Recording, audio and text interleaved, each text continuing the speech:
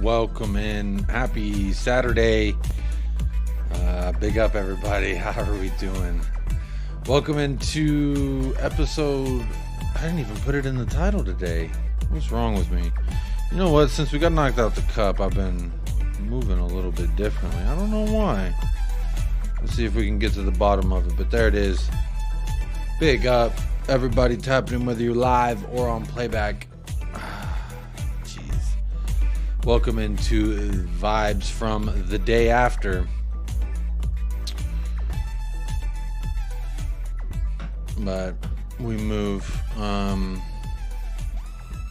guess we move. Look, I've got a guest I'll bring out in just a little bit, but let me say hello. Let me see how everybody's doing real quick. Yeah, obviously, I'm still pretty bummed. I'm gonna be honest. I'm still pretty upset. Thinking about that one shot on target, and I was going through the film trying to find when that one shot on target was, because it feels like it never happened. But c'est la vie. We move. We have to carry on. That's all we really can do. You know, I've often said that when it comes to where we finish this season, like I'm not really fussed for a few reasons. Because one, if we make Champions League, that doesn't make me feel any better about, you know, what we've done this season. Chewy's here. I did bring a dog. Shout out Arsenal. They always give a good idea, you know, when you're sad, get a dog. When things don't go your way, get a dog. Let me see who's in the chat real quick. Big up, TOTTENHAM in the house. Says big up, Jacob and all. Did you get the clip I sent through your email for channel yesterday? I thought I might come in here. I did not. Let me pull that up. Let me find that. But big up TOTTENHAM, and I'll find out what that is.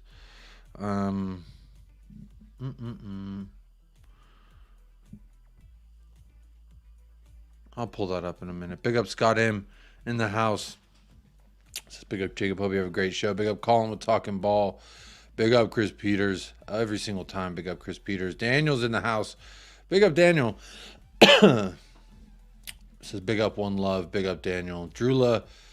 Big up Drula. Big up Craig the Gecko Man. Big up Nawaf. Says Yakub. Big up. How you doing? Eltel Cocarel. How are you? Big up. Good to chat with you yesterday. Nunny's in the house. I was wondering if my my Plymouth Argyle folks were going to be checking in. Big up Jacob. Good draw today away to Leeds in the FA Cup. It was at Ellen Road, so I guess you get a chance to run it back at your own turf, so that'll be nice. Big up Derek Smith. Says, hey, Plymouth drew away, and I'm a poet. Hey, big up Derek Smith. Enjoy that. You know, I wanted to win the whole damn thing, if I'm honest. I always want to win the whole damn thing, if I'm honest. Big up Spurs Psych. Says, hey, Jacob in chat, feeling a bit peeved at yesterday's result. Yeah, you know, I like to do these vibes from the day after. Typically, I'm enjoying it more when it's vibes from the day after a win. But today was a vibes from not so much. I just looked, Todd Spurs. I don't see anything here in the email. So maybe resend it. Try resending it. I didn't get anything. Wait, you sent me this. Oh no, I don't know which one you're talking about. You might need to resend it. I see one email from you. Is that the one you're talking about? But big up Spurs Psych. I'm still feeling a bit peeved, as you can tell. Not really like woohoo, you know. Yeah, I wanted that FA Cup, man. I wanted that FA Cup. Big up JJ, Ben Spurs, Bader's here. How are y'all doing? Adrian Shroka, Letty. Hello, Letty. Alexandre Castro says Johnson only had to take a touch and fall over to keep the keeper make contact. Instead, he jumped. Look, we'll talk about it.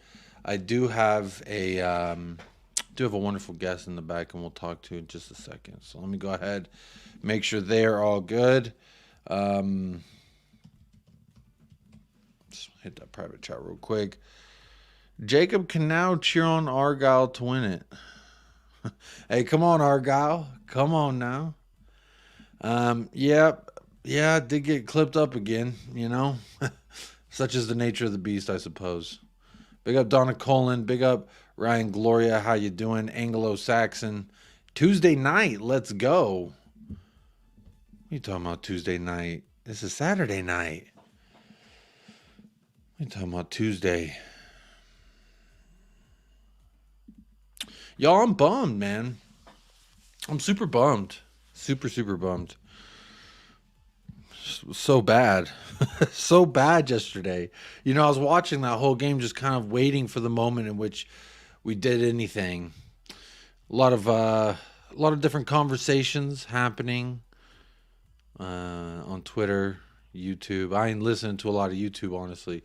I've been listening to live music and such, you know. Why would I want to sit there and listen to a bunch of people be just as upset as I am? That's me, but I hope I'm actually lost for words. Like, I have stuff to talk about. I have a guest to talk to. I'm just like, damn, man. That's, yeah, sucks real bad. But let's see if we can make it not suck. Let's find out. We've got Queen Ellie in the house. Ellie. Yay. Hello, Jacob. How you doing? I'm doing well. Queen Ellie, how are you doing? Yeah, I'm keeping my camera off because I burnt my face and I'm still conscious of it. It's nearly healed. It's healing. It's not quite there yet. But I'll You tell burnt you your what. face? What do you mean you burnt your face? Yeah, what happened? I was cooking some steak, as you do, and I put a bit of olive oil and some thyme on top to flavour it, and it sparked at me, and the oil burnt my face, nearly caught me in the eye, Jacob. So I was very lucky that I didn't blind myself, but Oh, wow. it was a really bad accident, and it's started to heal now. So once it gets a little bit better, I'll turn my camera on because us women we're quite vain. No worries. Well, Ellie, in whatever facet we have you, it's always a pleasure to have you. It's been such Yeah, a long time since you've been on the show. I I think it was know, maybe I the know. last Too call-in long. show that did a month or I so know. ago. But Ellie, Yes, outside that's of my name.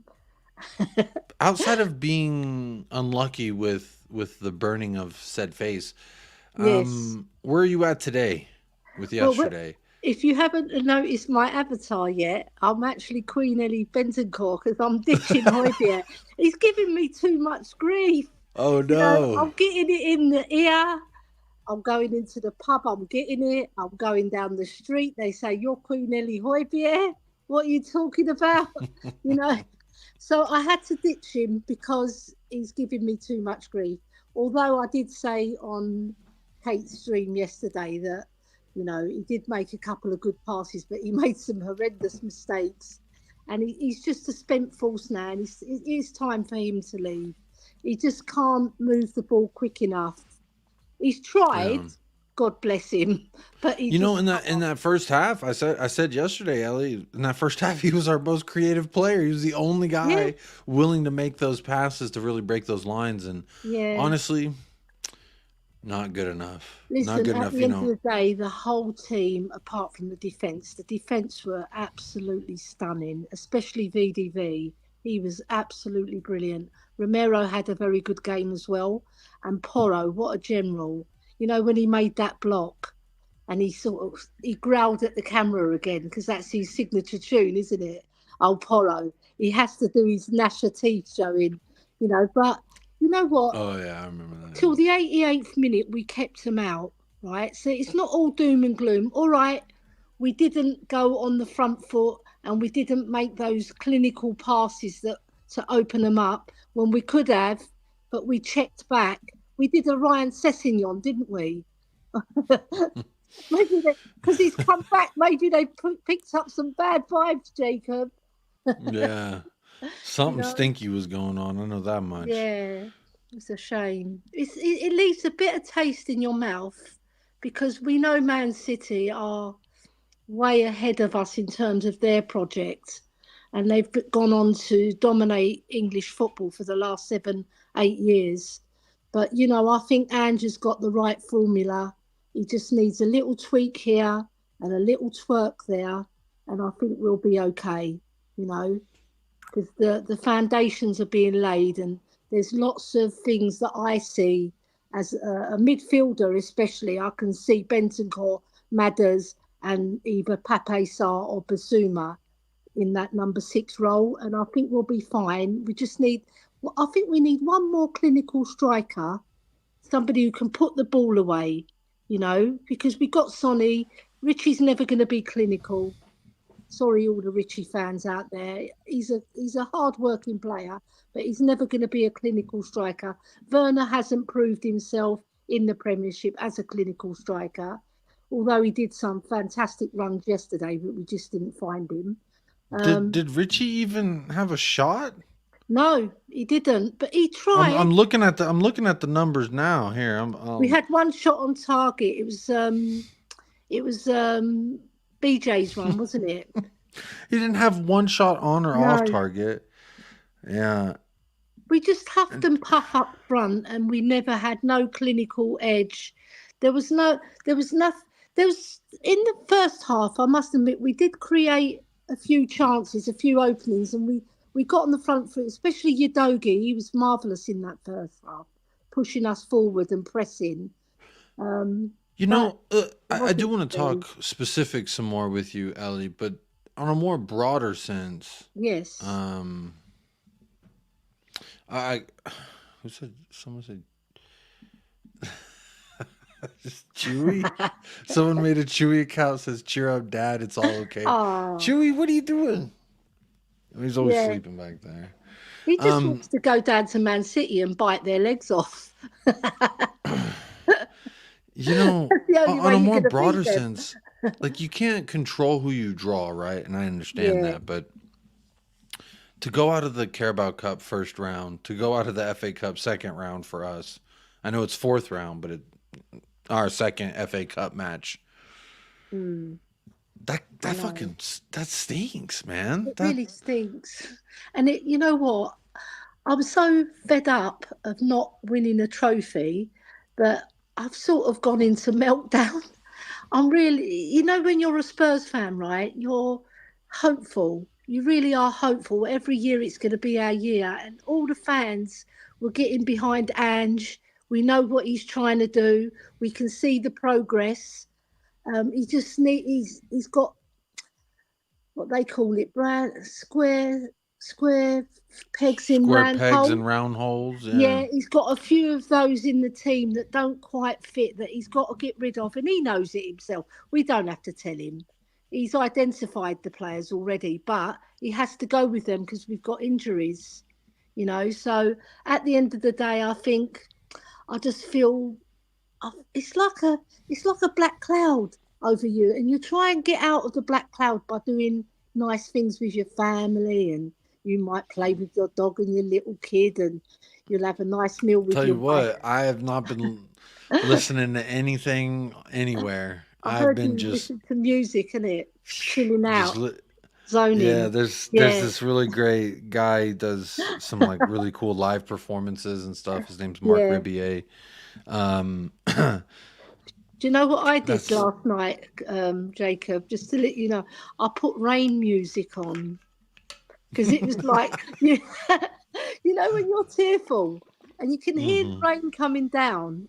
And then I started thinking of other things that are sad in my life. And then I thought, I've got to get out of this. I turned the rain music off and I put some lovely music on. Put some whale noises or something. Yeah. Because otherwise you just wallow. You just wallow and you go into this deep abyss and you won't get out of it if you just don't. You've got to perk yourself up, because football is important in our lives. We know that. It's probably, after our families, it's the one big pleasure that we have, isn't it? So, yeah. And it's like you I use it a lot of times as kind of like a distraction, my escape, whatever you want to call it, right? It's like now I'm trying to escape the feeling of knowing that like I didn't legitimately think that, like, if we faced Liverpool in the final, then I felt like it was anyone's grab, but not that I had this, like, my mind and heart set on us winning it. I just thought that why the fuck not? And all my questions were answered yesterday. I know. I was shown on full display why not. And do you Ellie, know where does this make you feel as a Yeah. fan? Where do I, you go with this feeling, knowing that, look, unless there's some immaculate occurrence, I don't even know what to call it, what it would take for us to win a league. Like, there's no yeah. trophy this season. Another season, no trophy. It is Ainge Postecoglou's first season. Am I being too emotional, Ellie? Where are you at? Um, do you know what? I said this a couple of times actually on streams that I had the premonition that we were going to win the league, and it was me, Kate, and Mia running on the pitch to give Ange Postecoglou the bumps. So I'm sticking with that, Jacob. I'm running with it because I haven't got anything else to hold on to now. We're out of the League Cup, we're out of the FA Cup, we're not in any European competition. So this is our last trophy that we can go for. And it's Klopp's last year. So how fitting it would be if we actually picked them to the title, right? Because when that Champions League left a bitter taste in our mouths after that handball, after 1 minute or so, right? So Armpit. to It was beat armpit ball. them, to beat them, and to beat Arsenal as well, because they're mouthing it off, all the Arsenal fans saying we got knocked out as well. But you know, I just feel like you have to grasp onto something in life, Jacob. You can't just be doom and gloom. So I'm like Kuva. I'm very optimistic about Spurs. I can see what Angie's doing, yeah, and we're going to have our big guns back very, very soon, all together, right? So I said, if we repeat what we did in the first half of the season and score the goals that Adrian Schroeder says we need to score, 87 to 88 goals, we'll be there. We'll be there at the last. And you know what? I want to do it on the last game of the season, Jacob. Let's do it on the last game of the season and pip Liverpool to that title. And we'll I send mean Klopp, that. send Klopp off into the abyss. You know what I mean? Uh, Oh, that you last little stretch there in the Premier League for us is going to be quite something to It's going to see. be hard because we're 8 points behind, right? Hmm. But it's not undoable. Remember, we were 9 points behind Arsenal, and we're only three now, right? And Arsenal are pushing for it as well, aren't they? They're there. Everybody's counting them out, but they're there or thereabouts, and that's the Villa are in the mix. So we just got to push on now, get our best players back, and then for those last 10 games, that's where it's going to be won. Those last 10 games, because that's 30 points. Yeah. Yeah. So let's hold on to our dream, Jacob, because at the moment there's no dream in terms of the cups, the other cups that we're out of. So we've got to hold on to something in our lives. Because I guess to me,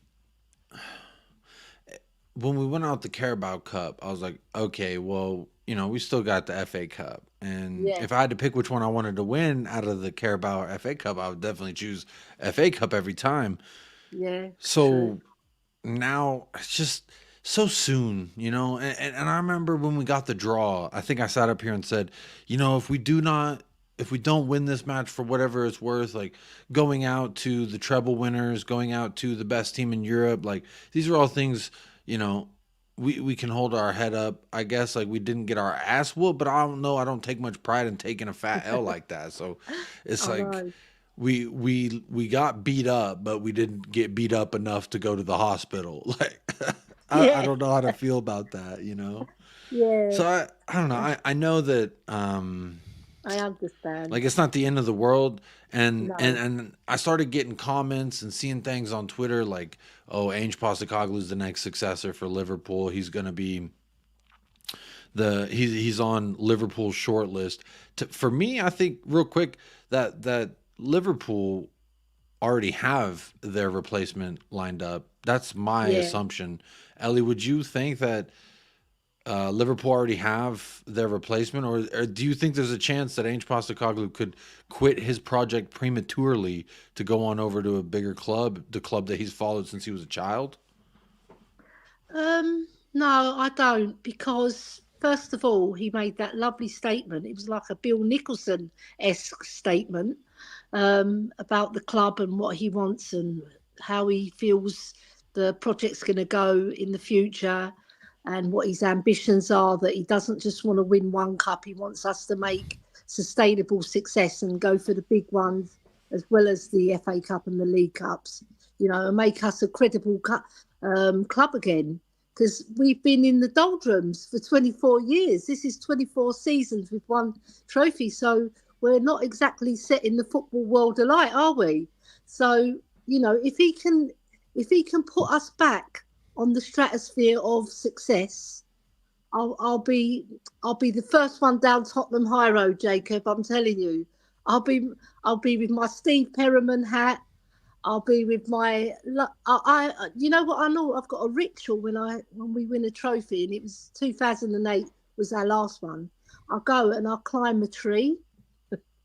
I actually climb a tree because it was something my brother, who passed away, did when we were younger. When we won lots of trophies, he used to climb the tree outside of Tottenham High Road. We've got Tottenham Town Hall where they bring the cup. Yeah. And there's like I grew up in this area, Jacob, so I know it very well. There's a little parky area which we used to play football on as kids. And there's a massive tree, oak tree. And my family, we all used to climb it when we were kids to see, because when you're a kid, you're small, aren't you? You can't see over these 6'3", 6'4" fellas. So you have to get a higher perch, right? So we used to do it as a tradition. And there was a nice conker tree a little bit further along that my brother Scully and my brother George used to climb. Yeah, so it's something that's embedded in my family as well as the area. And growing up in Tottenham, it was such a pleasure. And a lot of people put the Tottenham area down, but I absolutely loved it because everybody knew each other. It was like it's like a village within a city, within a town, sorry. There were little villages, and it was so lovely growing up. And you know that I played for Spurs ladies, so whenever I used to go to White Hart Lane as a fan, I loved it. And when I pulled on that white shirt, it put a magic through your body. So everybody who's listening now, let's get behind Big Ange and give him all the support we can, right? Because there's going to be a lot of people that are falling by the wayside and jumping on the bandwagon that we should get rid of him. And I don't adhere to that. You know, I want to really see him become the best manager we've ever had, even top Bill Nicholson even. That would be so fabulous, you know. Well, and you mentioned I a believe in legend's him. Ellie, you mentioned a legend's name. Yeah. And while we mention one legend, we shall welcome to the stage another legend of sorts. How about that, Ellie? A little treat today. I love it. Welcome to the stage, Paul with the Hotspur. Hello. Come on, Paul. Look at I saw Paul. him being. I saw your sad little face, Jacob. I thought I can't have you being sad, man. I know. Let's see if we can have the healing power of music. Put a little smile on your face, on, All right. It's a bass guitar, so I can't play anything, but yes. Bom, bom, bom. Oh, Spurs. Okay. The stream's picking up. The stream is picking up. Oh, yeah, baby. Anyway, there you go. That'll do us enough for healing. That was great. No, that was great. I don't know if you can hear it either. There we go. No, we can hear it fantastic. I could hear it fantastic. I don't know about the audience, but I could. You don't get this on every stream. You don't get that. You don't get it. You only get it. Hold on. Let me put my headphones in. That was so cool. Love it. That was cool. Yeah, that was cool. There we go. I just couldn't. I was going to go to work, Jacob, and I just saw you all like bloody down in the dumps, man. Come on. Where's that perky El Paso spirit? Yeah, that's why Paul, I gave him the old speech about growing up in Tottenham, and you know you're embedded in that area, and your heart is with Spurs. So you want us to we want to lift Jacob out of Yeah. this horrible There we mood. go. Come on. There we go. Well, I'm not gonna lie, the groovy little bass line, Paul, that picked the stream right up, in my opinion. Brilliant. You know, Hotspurs, I don't see the email. I need you to resend it, if you don't mind. Big up the Alaskan Hotspur as well. Go ahead, Paul. If I'm going to be an indentured servant on your channel, I might as well have fun while I'm serving my time. That's what I say. That's it. Hey, don't do the crime if you can't do the time. This Paul. is Spurs time. Paul, what's the vibe like for you right now? Oh, like, okay, after the game, disappointed and everything, but I'm all right, man. I'm all right. You know, it was we weren't that great, but it took the best team in the world. That's what I keep hearing. They're the best team in the world. I mean, they're a bunch of dirty cheats, but they're the best team in the world. It took them until the 88th minute to score a corner against us, so it wasn't terrible. But like you, Jacob, I have not watched anything. I just can't, because it's all going to be and I just man. I've just been chilling. I told you we're shit, Paul. I told you we're shit. I told you we're shit. always going to be shit. It's Manchester City. How dare we even entertain the idea of maybe beating them? I know that's. I like to say I keep my ears to the ground and listen to what the world is saying, but I'm gonna be honest with you, Paul. Couldn't give a fuck right now. Couldn't give a fuck right now. You know what? They beat us by one measly goal, guys. One measly goal in the 88th minute, and our defence were absolutely superb. Van der Ven, they were brilliant. Class, they were great. Class on legs. You know, they're disputing, or not disputing, but people are debating rather. Hello, my wife. The towel, I've used that towel once. So it's still good to go. It's still good to go. Jacob. It's still good to go. She grabbed the towel. She's like, "Is this dirty?" I was like, "Yeah, I've only used it once. It's good to go." You can get how'd you use it? I mean, you know. Yeah. How'd you use it though? There's some questions there. What did run out of toilet paper, or did you just wipe up a bit of dust from the basin? There's a big spectrum of using a towel there, man. Do you know what I can see how that could be misconstrued now. I see how. I have this little GIF right here on the bottom of the screen, and it's Ruben Diaz on Vicario for the game-winning goal. We've said crap goal.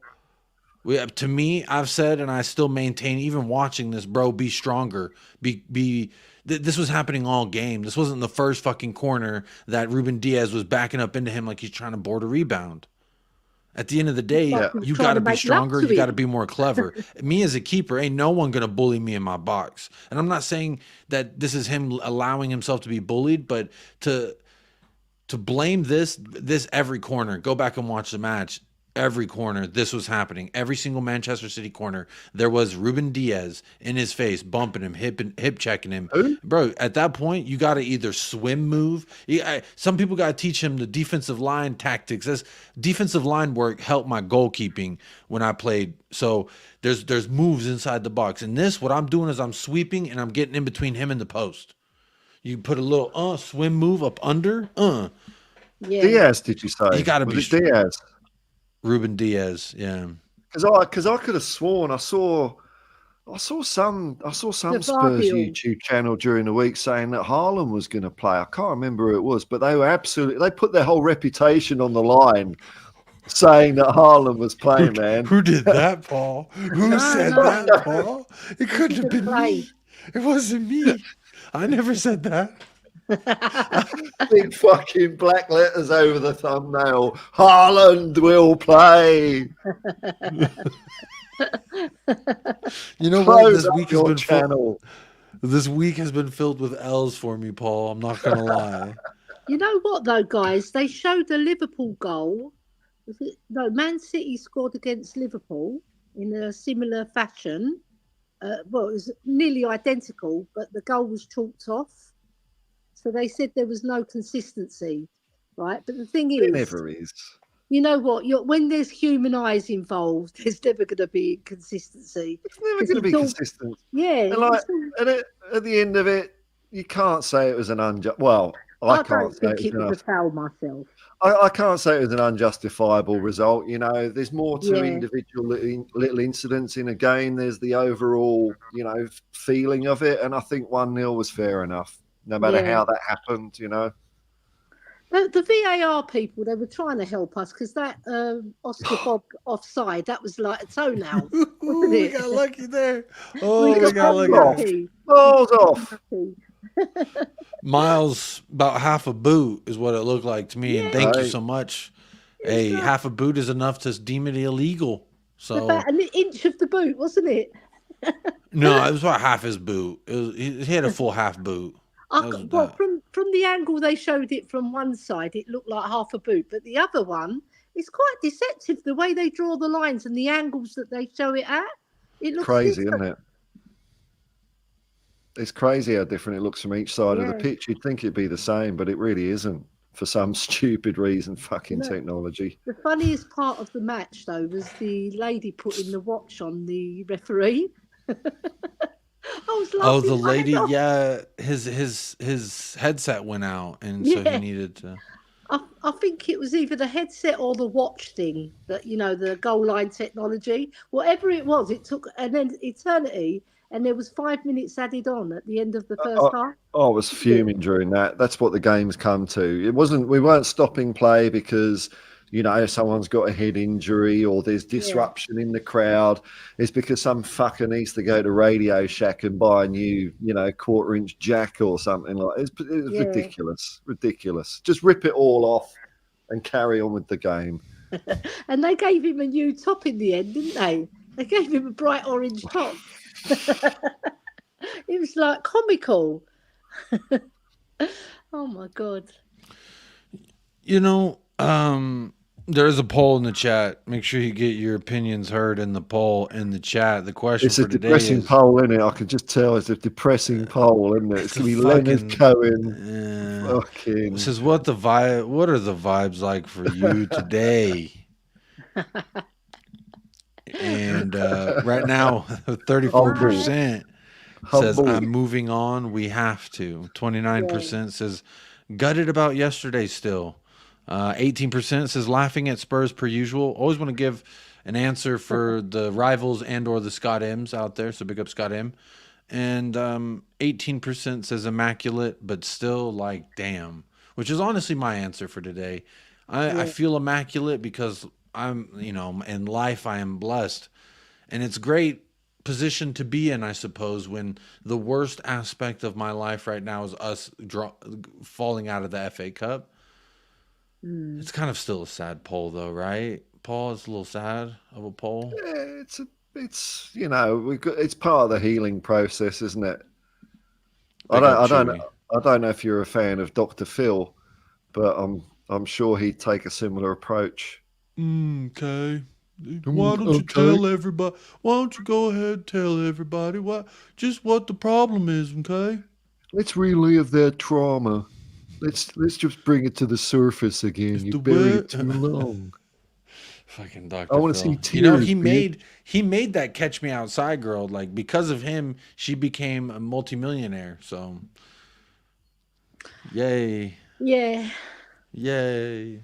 I've just been reading the chat as well. I've been reading the chat. What the internet started saying. Here we go. Yeah. I like Ren Scott. says, guys, it's okay. We didn't pick up any injuries. There's another positive. Hey! I thought one of the positives I mentioned yesterday, Paul, Van de Veen looks back to himself. He was cleaning things up left and right. So very good to see him and Destiny Ugodi, the best left back in the league, continue their partnership of immaculateness. So that's a positive, Paul. It's good. Van de Veen, what did you think of Van de Veen yesterday? Breakthrough. I thought it was brilliant. I thought our defence I think we defended well, but we didn't play out from the back well. So I'm sensing that people will be saying, front line shit and all that, but we didn't get the ball up to them enough, and that started at the back. Whether I don't know if it was a case of midfielders not coming back and getting the ball, helping them out of trouble, I noticed some of the balls going out to Kulu weren't good. So it made Kulu look average, but he didn't have that extra 2 yards to run onto the ball a lot of the time. So defended well, but we just didn't really play football that well, I think, at the end of it. Do you know what as well, Yeah, go guys? ahead, Ellie. I was going to say, just add to what Paul said. Yeah. They pressed us very, very well, and I heard Pep about it was on about the 70th minute. They were sort of letting us get a little bit of headway in the game, although we didn't create the chances. We were getting the ball and we were moving it forward more crisply. But then I heard Pep go, work, work, work. He was shouting it, right, because he demands that they all work hard. Because however technically superior they are to many teams, right, we were living with them in terms of we were holding them defensively, but we just didn't get enough going offensively. And like I said, we were doing like a Ryan Sessegnon. Instead of pushing the ball forward when we had the opportunity to put Werner through, we made some really lovely runs. We were doing that Ryan Sessegnon thing, we're checking back, and then we lost all the momentum. And then City could regroup, win the ball off us because they're very good. That Kovacic was fantastic in midfield. He was winning the ball for them, which I expect Højbjerg to do, but he went missing, especially in the second half. He made some awful errors. But, you know, sometimes in life you don't get what you deserve, but we didn't deserve to win it. So in the end, it was the right result. Yeah. Yeah.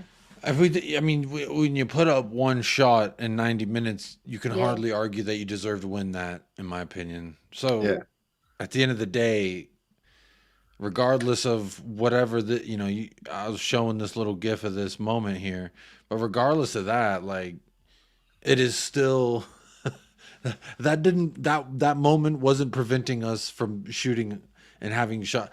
Why did no one pass it to Timo Werner? Bro was like the guy left out on the playground. Paul, how many runs must a man make? And Udogie was making a lot of those forward runs as well, and they were missing him. Madison picked him out. We won. Was it Kulusevski? Like, who is at fault? Was it Bentancur? Who let us down in that sense? I think our vision was a bit off, wasn't it? A bit blurry-eyed. We just weren't seeing what was happening. I think, like I say, it starts from the back. Once the passing starts off bad, your whole movement has to kind of try and play catch up, and that makes it more difficult.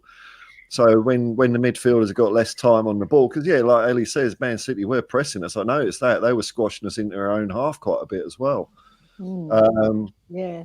But when the midfielders got a little less time to think, then they can't see where people are running. So I noticed that Werner was available a bit, but they kind of just stifled us, which we'll learn from it. That's all right. They'll be in Division 2 next year. Liverpool will be shit next year. It's just down to us and Arsenal, isn't it? Next year, I fancy that one. Yeah, come on. Let's look on the bright side of life. I like that scenario y'all are playing out. When I read a comment like this, Here we go. Well, first of all, Big Up Swim Master says, positive out of a negative for me would be for us to get another player or two this January, help enable for a bigger league push instead, because our squad is pretty deep. But this comment specifically, Paul, I want to see kind of where you're at when I read this. It says, Spurs will never win anything under Ainge. He will not be to blame. The club has no ambition and will to win. The club is broken. I'm not feeling that at the moment at all. I'm feeling that we're in good. Look, we've lost one game, If you look at our bad performances this season, I'll include that one. I'd say we've had 3 bad performances, and the rest have been ranging from, not bad to really good. So, I don't know. Not winning anything under Ange. I think we've had the problem we were having in the January transfer window is now, because we got everything done early, so everyone's had too much time on their hands to navel gaze and wonder, well, where's the rest of it? And I think it's been a really good transfer window. I wasn't expecting much. We got 2 in, 2 out. That's pretty good, Yeah. And those are 2 big names that we've been wanting to get out of here too. So absolutely. Big Up Dave. Big up the Irish Hotspur every single time. Well Got a done. question here from Shaul THFC. Says, what has happened to Kulusevski? He looked like a shadow of himself. He has been so poor most of the game this season. Ellie, what did you make of Kulusevski yesterday? I thought that when we put him in the middle, he's supposed to be better, but apparently that's a foolish thought process on my end. You know what? Man City done a number on him because you remember at the game at their ground at the Etihad where we drew 3-3. He had the free reign. He had a lot of time on the ball. He done that beautiful football to Sonny, and they did a number on him. They outmuscled him because he's a strong lad, Kulu. But most of the time he was receiving the ball with his back to the goal, and he tried to spin, but he just hasn't got the pace. And they will. But I thought he was supposed to have this power. I've used the power as a defense. He got fucked up yesterday. Because I mean, there was two good plays I saw from him physically wise in maintaining and keeping the ball or winning us a throw. But other than that, he was getting kind of bullied. No. Yeah, he was getting bullied because they are a very physical side. You know, you've got Gavardi who's built like a brick house. You've got Kovacic who's built like a brick house. You've got Diaz who's built even bigger than the brick house. They're three strong players, right? And they knew that he was the one who can unlock things for us because he's been pretty. I think he's been pretty good this season, Kulu. You know, he's been up and down, but in the most part, he's been pretty good. And when he's been good, he's been excellent. Yeah, so I was just reading that comment from Ben as well, that Kulu and Bentancur were poor. It's just because they were doing most of the defensive work. You know, they never. That what you said is poignant as well, Jacob. That they were beating the press. They were beating the press, but once they'd beaten the press, they checked back on themselves instead of looking what was on. That was the problem. The visionary part was the problem, not getting through. Because we did get through quite a few times in that first half in particular, but we just didn't make the right ball or we just checked back, and it was very disappointing. But sometimes you lose ugly, and we lost ugly, really. Well, you know, something that I liked about Bentancur yesterday was there was quite a few times where he'd try something and it wouldn't come off, but he'd position himself in a place that he would almost get the ball back immediately. It was like some sort of sixth sense he had. He'd try and put a pass through, it would come off a City player and he'd get it back straight away. So it wasn't like crap or anything. I think they just choked us. They just choked us, stopped us playing. What can you do? You know, Bentancur, he's like an old school midfielder as well, because he's a very silky player, right? He knows where to position himself, like you said, Paul, right? Yeah. And he's very good at pass and move. Yeah, he's probably, I would put him up in the top three midfielders at the pass and move game and creating space for himself. And he has got very good vision. It's just that they knew he was going to be trouble. So they made the number on him as well. And most of the time he was defending because we didn't have the ball most of the time. They did. Yeah. Yeah. Want to go here to a couple things that Ange Postecoglou said. This is a very simple, straight to the point quote that, I don't know. Come on, Jacob. You can do it, man. Go You on. can do it. You're a big fella. Get it out there. Get it out there. One more for the Gipper. One more for the Gipper. You know what? Us guys, birthday, you know one of those rooms you go in and you punch everything in sight? Kick everything. I'm telling you, I could benefit from an MMA gym right about now. I'll punch the life out of every bag they got in there. You've got you haven't got your robe on. Was it too much to bear, was it? Heaviest is the head that wears the crown. Fair enough, man. Fair enough. But this quote from H. Postecoglou says, quote, they're a top team. They are the benchmark, and we're not there yet. Yeah. I like that he said yet. That makes me feel like, well, he at least believes in some facet that we can get up there to what the benchmark is. Paul, how long until let's assume that they don't get relegated next year. I know we want to say that yet, but let's assume they don't. How long until we can actually compete versus City in a competition? Let's see how we go against Brentford. Let's go and batter the Brentford. That'll make us feel better anyway. I think we're in good shape for the rest of the season, and I think we've done enough so that in the summer window we're going to have a clear idea of what we need. You know, will the front three do something? Will they not? Who knows? Do we need someone else in midfield? Probably. Who knows? But I think this summer will be that will be the one. I know you were inclined to give him 4 transfer windows. I think 3 is plenty, and I think we could be up there next year. We're not that far off. 1-0 in the 88th minute. Yeah. We drew 3-3 with them up at their place with Ben Davies and Emerson Royale at centre half. So it's not like a million miles away. We will see. But yeah, we'll find out after Brentford. That's it. How much closer we are when we beat Brentford 4-0.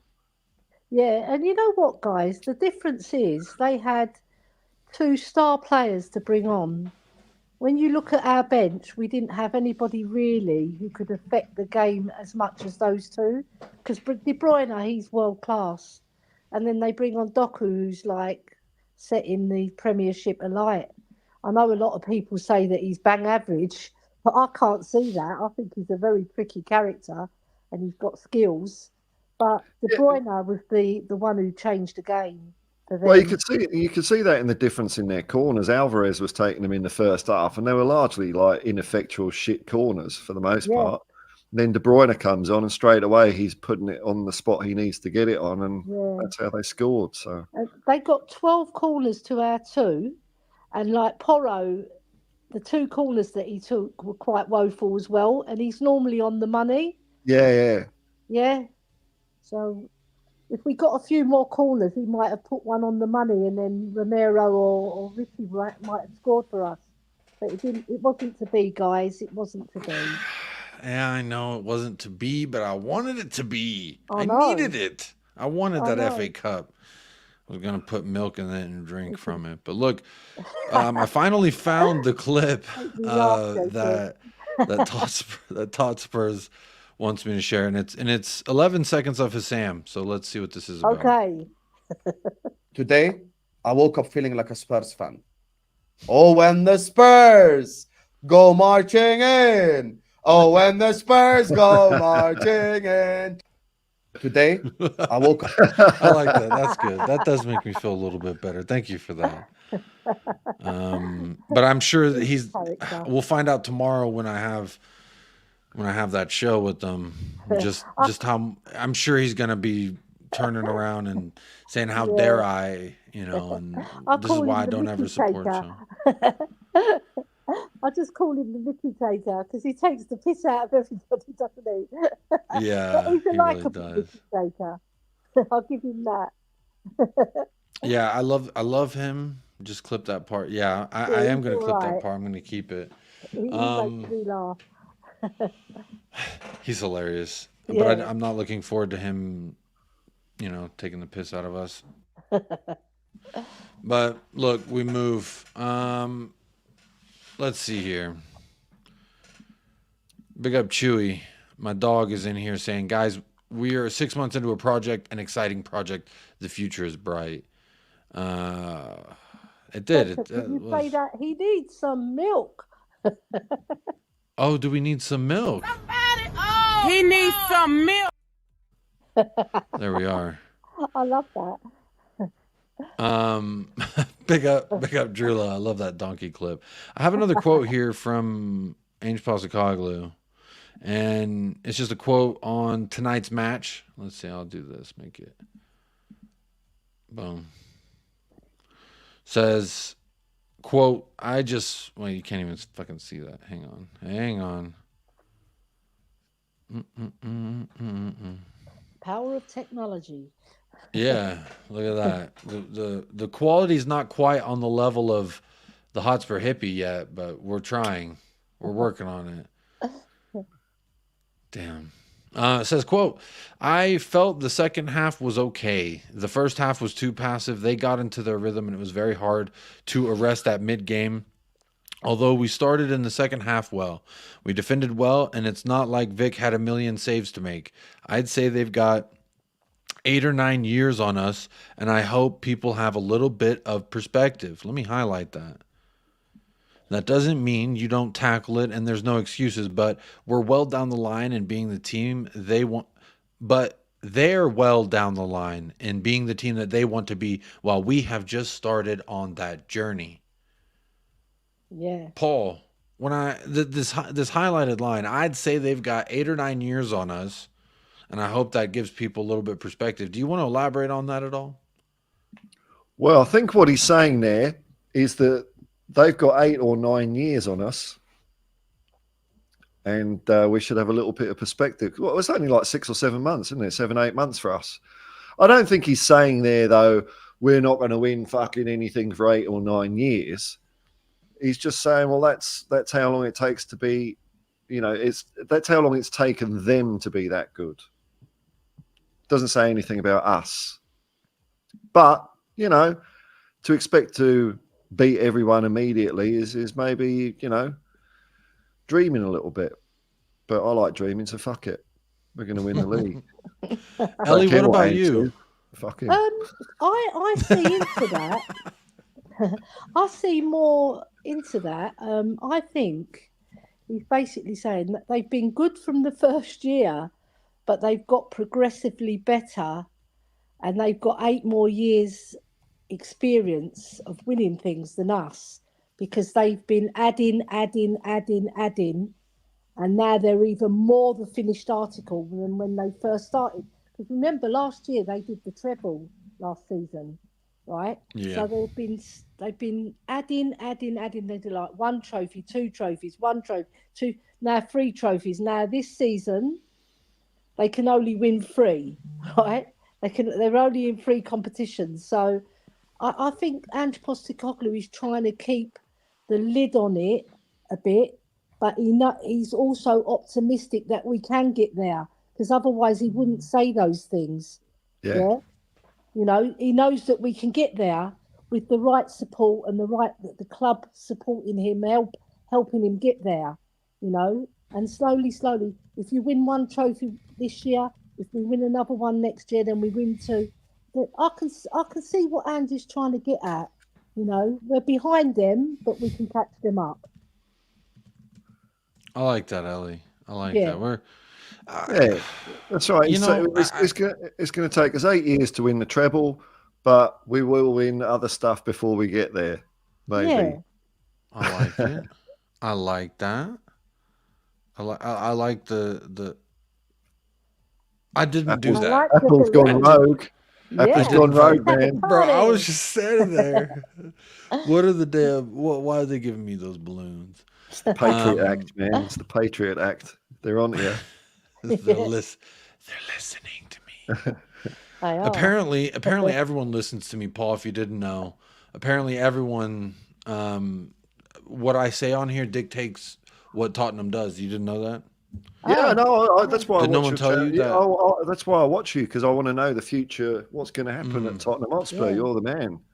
Yeah, because apparently, if I say this and it's not here, then therefore our club won't even dare to go there, because no, that's right. Yeah, heaven forbid, Jacob said he enjoyed something about something. Happy Destiny, Doggy before Day. I came on, I was having a conversation with Drula, and we were talking about this, that, and the other about Spurs, and she goes, "I absolutely adore Jacob." As soon as he said Bentancur, she was making me laugh. She goes, she loves you, and like all the people that are in here, they're here because you've got a fantastic personality, and you the way you put things is very good. You draw people in, and you've got a special charm about you. So Drula's spot on there. You see, she's got taste because she's in my family.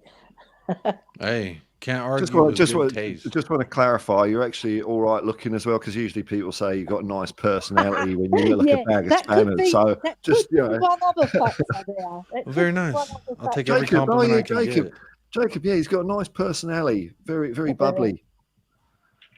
She's got a nice personality. Don't look at him. I haven't asked Jula whether she fancies you, but maybe after the show I might ask her. Big up Hotspur says Ainge did say he watches podcasts. Look, Ainge Postacoglu, if you're watching this, we need a hug. The fan base needs a hug. Me specifically. We'll start with me, sir. Starting with me. I'm not okay, just because I'm like upset and I'm not feeling real uppity right now. I like what Red wrote.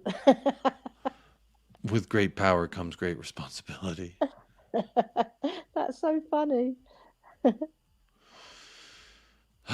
You know, look. It's all right to feel down, man. We lost the game. You know, we're going to be hurting. It fucking sucks. It's not. It feels like double loss. It feels like double loss. You know, like we lost the game and we lost a chance of. I just need. I need an Ainge, but I feel like Ainge could give me a nice pat on the back and it'd make me feel better right about now. Yeah, you can go for a beer with him, Jacob. You know. Yeah. Yeah. Yeah. And then Arteta will come and he'll try and feed you meat, won't he? And you'll just kick him in the teeth. Get out of my face, Arteta. You know, there's rumors because what's his name said he's going to leave Barcelona at the end of the season. So there's rumors that it could be Arteta going there, Gavi going to Real Madrid, and that they could have a little I don't know. I don't really care. I hope Arteta stays at Arsenal personally, because I think he's a fraud. And I think the longer he's there, the more that he can continue to sabotage. Because if they get an actual competent manager in, I don't want to see them winning anything personally. I'm going to go back to this quote here from Ainge. You know, this isn't the first quote that he's brought up where he says, you know, that we're early into our process. We've just started out this, and we need a little bit of perspective. And typically this happens after I think that happened after Fulham. This happened now. When we eat a bunch of dicks, he usually says something like that, isn't it? That's just... He's trying to put a lid on it, Jacob. He's trying to help the fan base realise that there is something in the future to look forward to. But at the moment, we've got to take our time to get there. You know, we're not going to do it in 1 day, 2 days. It might take 6, 7 years, you know. But as long as he's in power for at least the 4 years, and then we've won things in those 4 years that he's with us, and they give him a new contract. And Arteta, I want him to be there still. I don't want them to sack him, because he's not going to win anything. No, he's not. But I think Ange's trying to help the fan base, you know, come to terms with what's happened, you know. Yeah, he's just always saying, hey, guys. You know, look, I think 24 hours is at least enough time to be pissed, right? Like, we're still allowed. You're allowed until the next game, I reckon. Of course, it might take 24 years to get over it. You never know. I think, you know, I just remembered something that go ahead, Paul. Part of it might also be that against all the odds, we usually beat Man City or get a result. It's been a fair old while since they've shown us up, you know, consistently. Just hasn't really happened. They haven't had a really good stretch of results against us. And so our hopes are built up. They've never scored at Tottenham, all that sort of stuff. They've never won, let alone scored. And it didn't happen. So, you know, there's maybe a bit of that in there as well.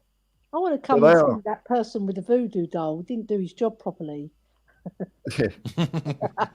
Didn't do, not enough pins there. Yeah. You know a video that does make me happy? Here's one.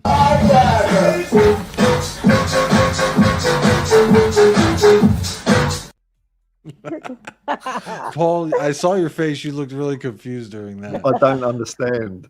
Eric You Dyer, know, isn't it? it's not. It's Nobbins, a Manchester City creator, content creator. He's a fun guy. I had him on the channel leading up to the match.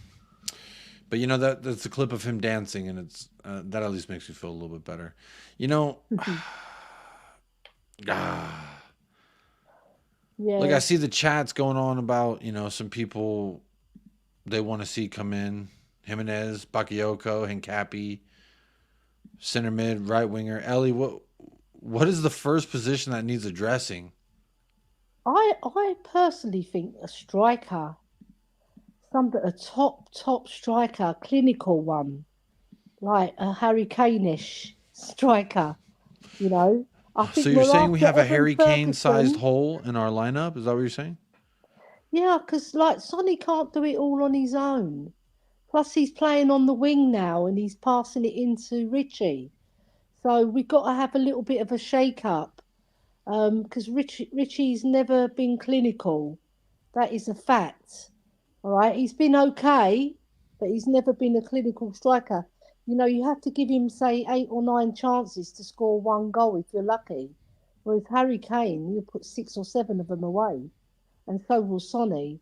So I just feel that we need that position addressed and quick, you know. And the other position I would like is someone to fill in for either Basuma or Sarr if they get injured, because we need somebody who's a general in midfield, somebody who's strong and powerful, you know, and he's the finished article rather than someone who's 21, 22, you know, someone who's like 27, 28, who's played around Europe and he's big and strong. I know somebody said about the one Arsenal are going for. I can't think of his name. Dubamendi, yeah. Somebody in a similar mould to him. If we're not going to get him, I can't pinpoint a player at this very moment. But you know, someone who's got the presence of a Vincent Kompany or a Vieira when he was at Arsenal, you know, or a Dembele, someone like that, strong and powerful. Because Basuma, however good he is, I just don't see him as that type of player. He's a very, very good player, don't get me wrong, but I think we need a general in there, you know, to command that midfield. Like a Rodri, if we had someone like him, that would be amazing. Yeah, that would be. Well, those are some good suggestions. Paul, I know in my, year of talking with you online about transfer targets during transfer season. Love having Paul. He's my resident transfer guru, specialist, Expert, man. hidden gem finder. He is like the old guy going out west finding gold. All right, but he goes around the globe and finds the gold. So I'm going to ask you, not specifically names, Paul, but what position, what player, kind of player is Tottenham crying out for right now? Obviously, James Maddison sized hole, but well, you would understand in my truffle hunting empire. I have to keep these players' names confidential. That because other clubs will get a sniff. So I've got to keep the names quiet. I'd be after a midfielder. Like we haven't seen us play at strength since the beginning of November, and I think for all the criticism the front three are getting, we haven't had a decent proper midfield for some time yet, and I think an extra midfielder would mean that either Højbjerg or Skip are out of the picture, and really getting those two players out not that I hate them as much as certain other players that are left, but I think Højbjerg and Skip are the next two heads on the chopping block for me, and 100%. I want a midfielder to replace at least one of them, and then we'll see what the story is up front, because I don't think we really know what the story is up front yet. Yeah. I mean, I've maintained that I think Timo Werner was brought in specifically because we needed a warm body on the left while Son was gone. So I still think we need a lethal striker, a mobile striker, a striker who, you know, Richie, by all intents and purposes, like since the pubis surgery, yeah, he's been like running more and more aggressive and able to hold up the ball better, but like that's not enough. This form of Richie isn't enough. It's amazing how athletic you can be with a loose taint, isn't it? It just really opens things up for you. Yeah, really. Yeah, I'll tell you what, he's the first there when somebody's fouled our player to get in somebody's face, isn't he? Yeah. I like his attitude. I like him. He's got shithousery, but you know, he's not clinical enough for me. So we do need, like, I said it already, but Clive Allen. Let's get Clive Allen back. Oh yeah, do you see when they clipped it on the side and there was Glenn Oddle, Graham Roberts, Ozzy Ardiles, and Paul Miller. Yeah, beautiful. Beautiful players, all of them in their own right. I was just watching, there's a replay of when Allison Becker got touched on the arm by, I think, Akanji? Or who was that? Yeah. I think that's Akanji. Yeah. He got touched on the arm and it interfered with him catching the ball and they called that a foul. It's interesting. Yeah. It is interesting. Big up RX Beats with the first super chat of the evening. Says, we are the richest club in London. Levy must open his wallet now because there's no excuses. Ederson from Atalanta as a CDM. Somerville right wing. Jimenez as striker. Now, RXB, I love that you included Somerville in here because if you've been here for a long time, you've probably heard me talking about Crescencio Somerville, the young Dutch lad. I like him a lot, and I think he's having a good year for Leeds. It would be interesting to see, but I feel like he's not this finished article, I think. Not yet, anyway. So if we want these finished articles, he may not. I would love for Somerville to come in. I would have paid, I think you could get him for about 30 from Leeds, even if they do come up. He's better than what we've got on the bench now. He's better than what we've got. But I mean, I would even say he could contend with Brennan Johnson for that right winger role. But he can also play on the left wing as well. At least for Leeds, he has.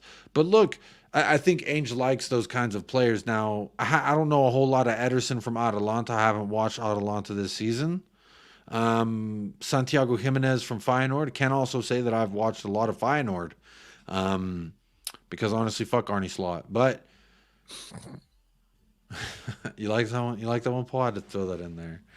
You know why I said fuck Arnie Slot? Because this shit means something to me, Paul. That's what I'm talking about. This shit means something to me, man. Yeah. Oh God. Let me see here. I've got another couple things I do want to talk about, but big up RX Beats. I do appreciate. Whoa, I clicked something wrong there. I do appreciate the super chat, my friend. Big up. Thank you so much for your financial donation to the channel. This is a good reminder. We are over an hour. I've been so in my feelings that I haven't even said once, can y'all like the video? But here's a good time to say, do hit that like on the video or don't. It's up to you. Be like Tottenham or don't be like Tottenham yesterday. It's all up to you. Do you want to not hit the like? That's fine. I would encourage you to hit that like. Also, get your votes in the poll. Right now, there's 93 votes on the poll. 39% says I'm moving on. We have to. We do have to. But damn it, I'm still a little bit salty. Only 73 likes, and there's over 120 people watching right now. So, Shirley, but don't call me Shirley. We can at least get to 100 likes. Make Jacob feel better. Make Chewy feel better. I'm not going to feed Chewy if we don't hit 100 likes. Is that a better method there, Paul? Should I threaten? It's to the point, isn't it? Yeah. You either hit the like button or this dog doesn't get dinner. This adopted. I've got one too. I've got half of one anyway. Yeah, he's got half of a Chewy up there. All right. My dodgy photo shop job. I told my wife that you do that, and she thought it was hilarious. And I love that people come in here like, "Whoa, is that Jacob in the future? Whoa, what the hell, man? Is that you in the future, Jacob?" I'm exactly what you've got to fucking looking forward to, Sonny. That's it. That's it. You're gonna get a silly accent, and your hair's gonna fall out. That's it. That's your life, man. Whoa. No. Oh my goodness. Yes, feed okay, Chewy. Jacob. Hit the like, or Chewy won't get fed. I don't mean that, by the way. I'm just kidding. I'm just in an emotional state right now. But dude, keep getting your opinions in the poll. 95 votes, 38% moving on, 33% says still gutted about yesterday, and tied at 15% is people laughing at Spurs per usual. There's Scott, and then immaculate vibes, but still, damn. I've got a cheery thought for you, Jacob.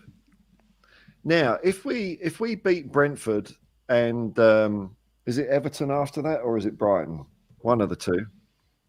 Whatever the games are, if we win those two games, we will have gained 18 points over equivalent fixtures last year. So we got 60 points in the league last year. And if we win those two games, we're heading for 78, and that's not counting the rest of the season. So we are doing a lot better than we were doing last year. Yeah. Heaps better.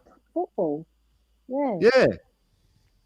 I mean, last year we got dumped out of the cup by Sheffield United. That wouldn't have happened this year, it's because we're playing bloody Manchester City, for fuck's sake, Yeah. The only team that could have stopped us, one might say. The only team. I remember we did it with our top striker out. We Yeah. did it with Sarr, who's got the energy of 500 men. How come? Hang on, Ellie. You brought something up. I Papi Chulo Montesar. With him and without him, statistically, I don't even know what it's at, but there was a moment where he was out a couple games, and it was like we lost every single one that he didn't play. And with him, the worst results, I think, was 2 draws with him. Yeah, because like I said, he's got the energy of a 5,000 men, not 500 men. Honestly, he covers every blade of the grass, and he'll get back. His energy levels are immaculate, and the only thing he's got to improve to be a top midfielder is that final pass and his general passing. He's just got to improve that, but that will come with time, because he's raw still, but you can see there's a top player in there, and as he grows into that role, he'll get more physically bigger as well, like Gareth Bale did. He'll work in the gym and he'll get more physical in terms of his build, and then we might have that midfielder that I'm pining for, because he's got every other attribute, lads. He has. I think he's Mark Changur guy. says, Paul, it could have happened this year. Spurs lost to Fulham, who are average. Stop the excuses. How about who the fuck are you, Mark, to tell me what I can and can't say? How about go fuck yourself? I will make excuses as long as I feel like it, mate. Cheer the fuck up, cunt.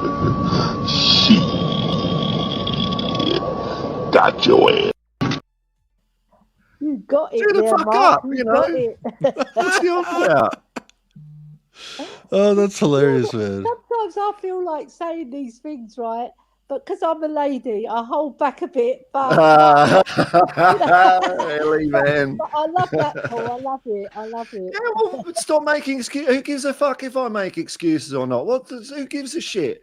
I'm just some bed with a beard on the internet. If that fucking annoys you, fucking sit on that, mate. Sit on it.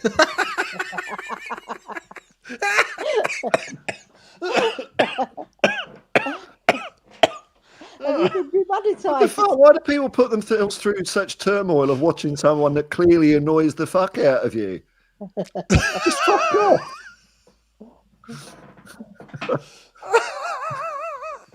You know what? Because my camera's off, I can do anything. Yeah. I could be doing all sorts of. Do you know what? In Greek, right? There's a lot of things that you can do to tell somebody to f off. Oh, he's back. He's back with another one in here. I can see Ellie, you asked if we were demonetized. Yes, we are, but don't worry. RX Beat has sponsored us yet again with a super chat, so that's all right, man. That's the money coming in. that'll cover. It doesn't matter if I do nothing bad, I still get. They're giving me the Sean Butler treatment, honestly. I love Sean Butler. What a guy. Big up Just a Harmless Potato member for 2 months, says you are awesome. Big up everyone, great community. Hey, I'll tell you one thing. We'll always smile through the pain, through the good times, through the bad times. If you don't do it with a smile, you're only going to be dead with a frown. If you know. Yeah, because like when you're laying in your coffin, you want to have a smile on your face, don't you? You don't want to have one of those Arteta frowns. There's no tow bar on a hearse.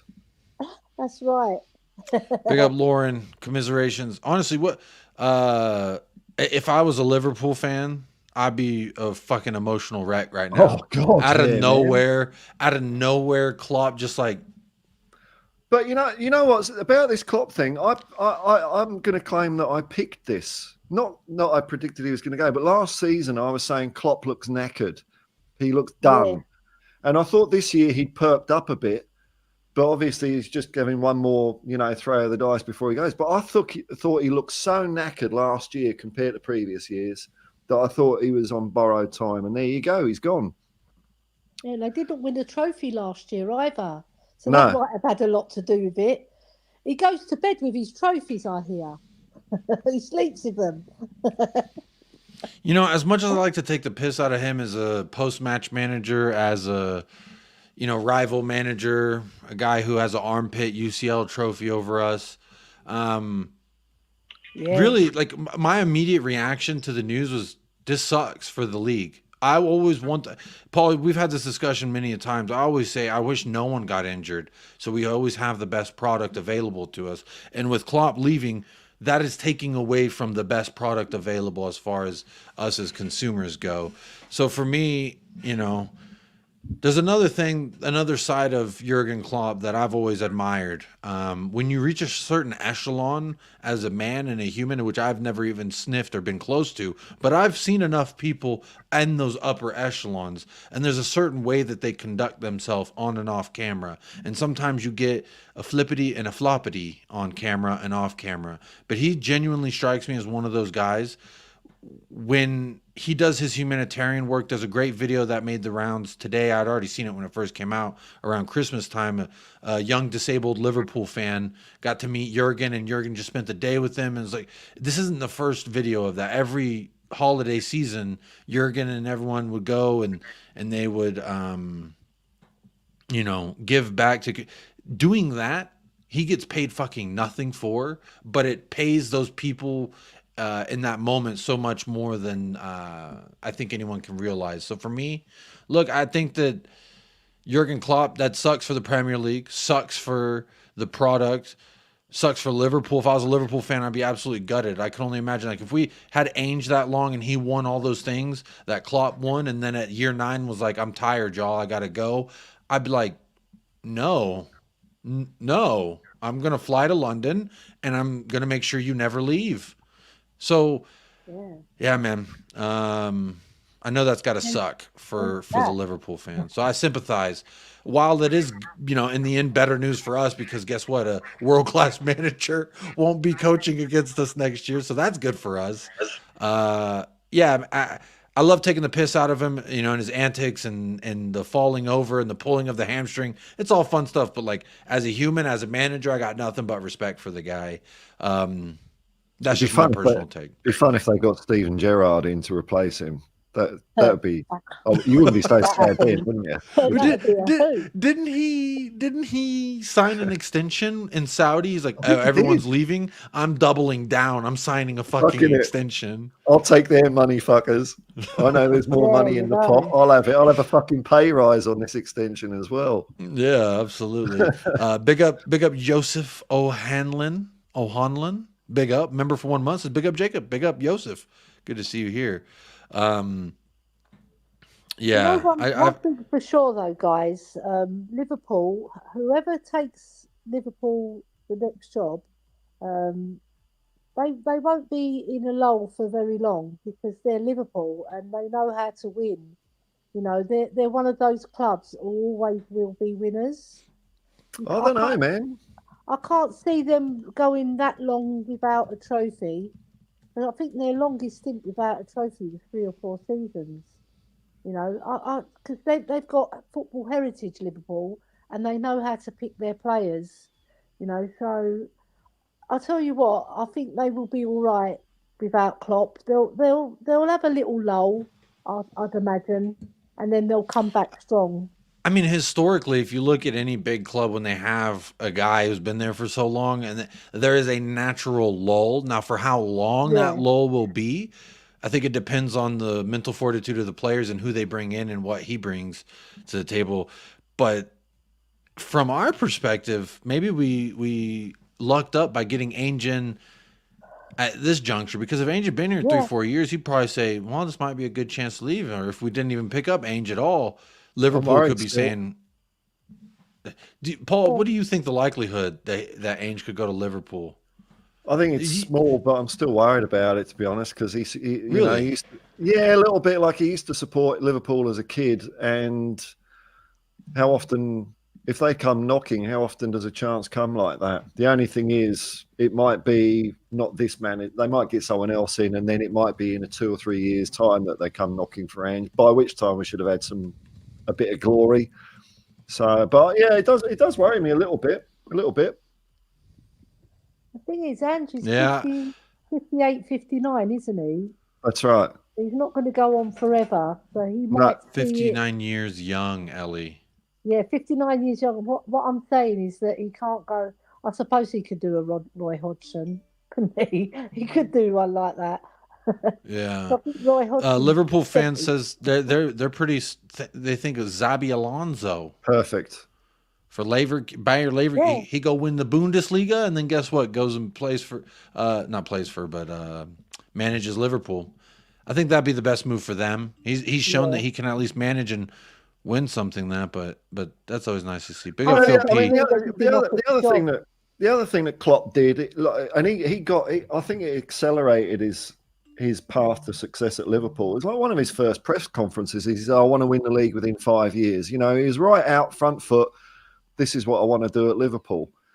And so, you know, their next manager, if it's Alonso, if he comes in and says, rebuilding or something like that, it's going to prolong how long it takes Liverpool to get back up there if they do. Because I disagree. I've seen periods of time where Liverpool haven't really won much. Maybe they've won the odd cup. I know it's all perspective compared to, you know, them being so dominant.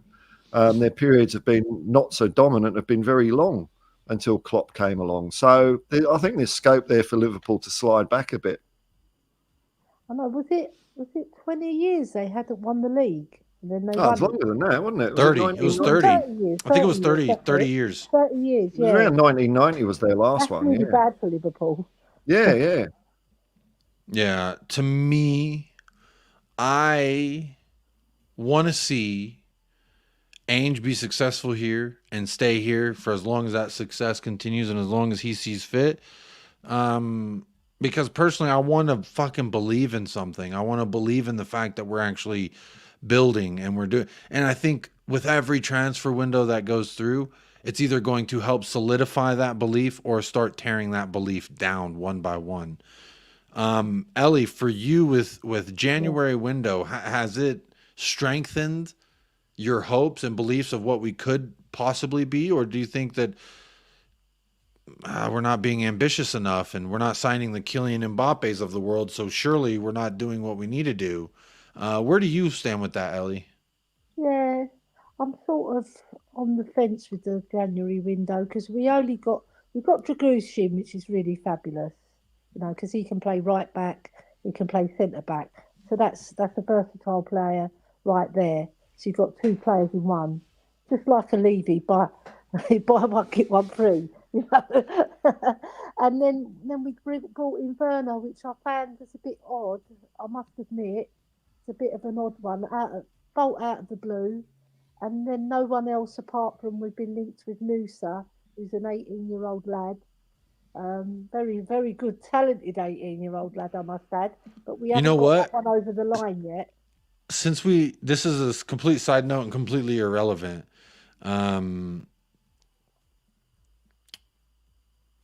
Sorry, Mark Changer says Paul, Ren, and Will being rude. There's a pattern. Yeah, you prick. Fuck off. Who's Will? Oh, I haven't no. seen a. Who the fuck is Will? Is he suggesting that I am actually Ren? I don't know who Will is, so I'm actually typing comments as Ren. Is that what he's fucking nuts? This man.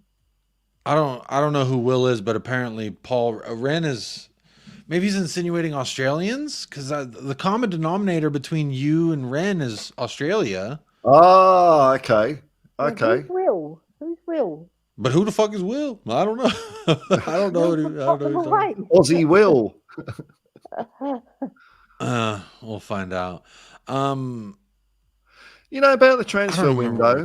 Yeah, go ahead. Yeah, the transfer window. You look at the business other clubs have. I do a roundup on my stream, and every day it's Arsenal, nothing. Liverpool, nothing. Manchester United, nothing. So no one is. I think Manchester City have brought in 2. Brighton have brought in 1. That's it. Nothing's happening this January so far. So I think the market is quite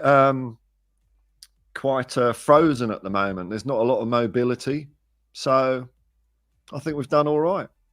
A lot of teams don't want to let their big players go in January, especially Sure. They're challenging. All I'd say is maybe one more. I'd like to have that lethal striker. That would be so good. And I saw that we were linked with Evan Ferguson. I mean, he's not exactly lethal, but he's a very good young prospect.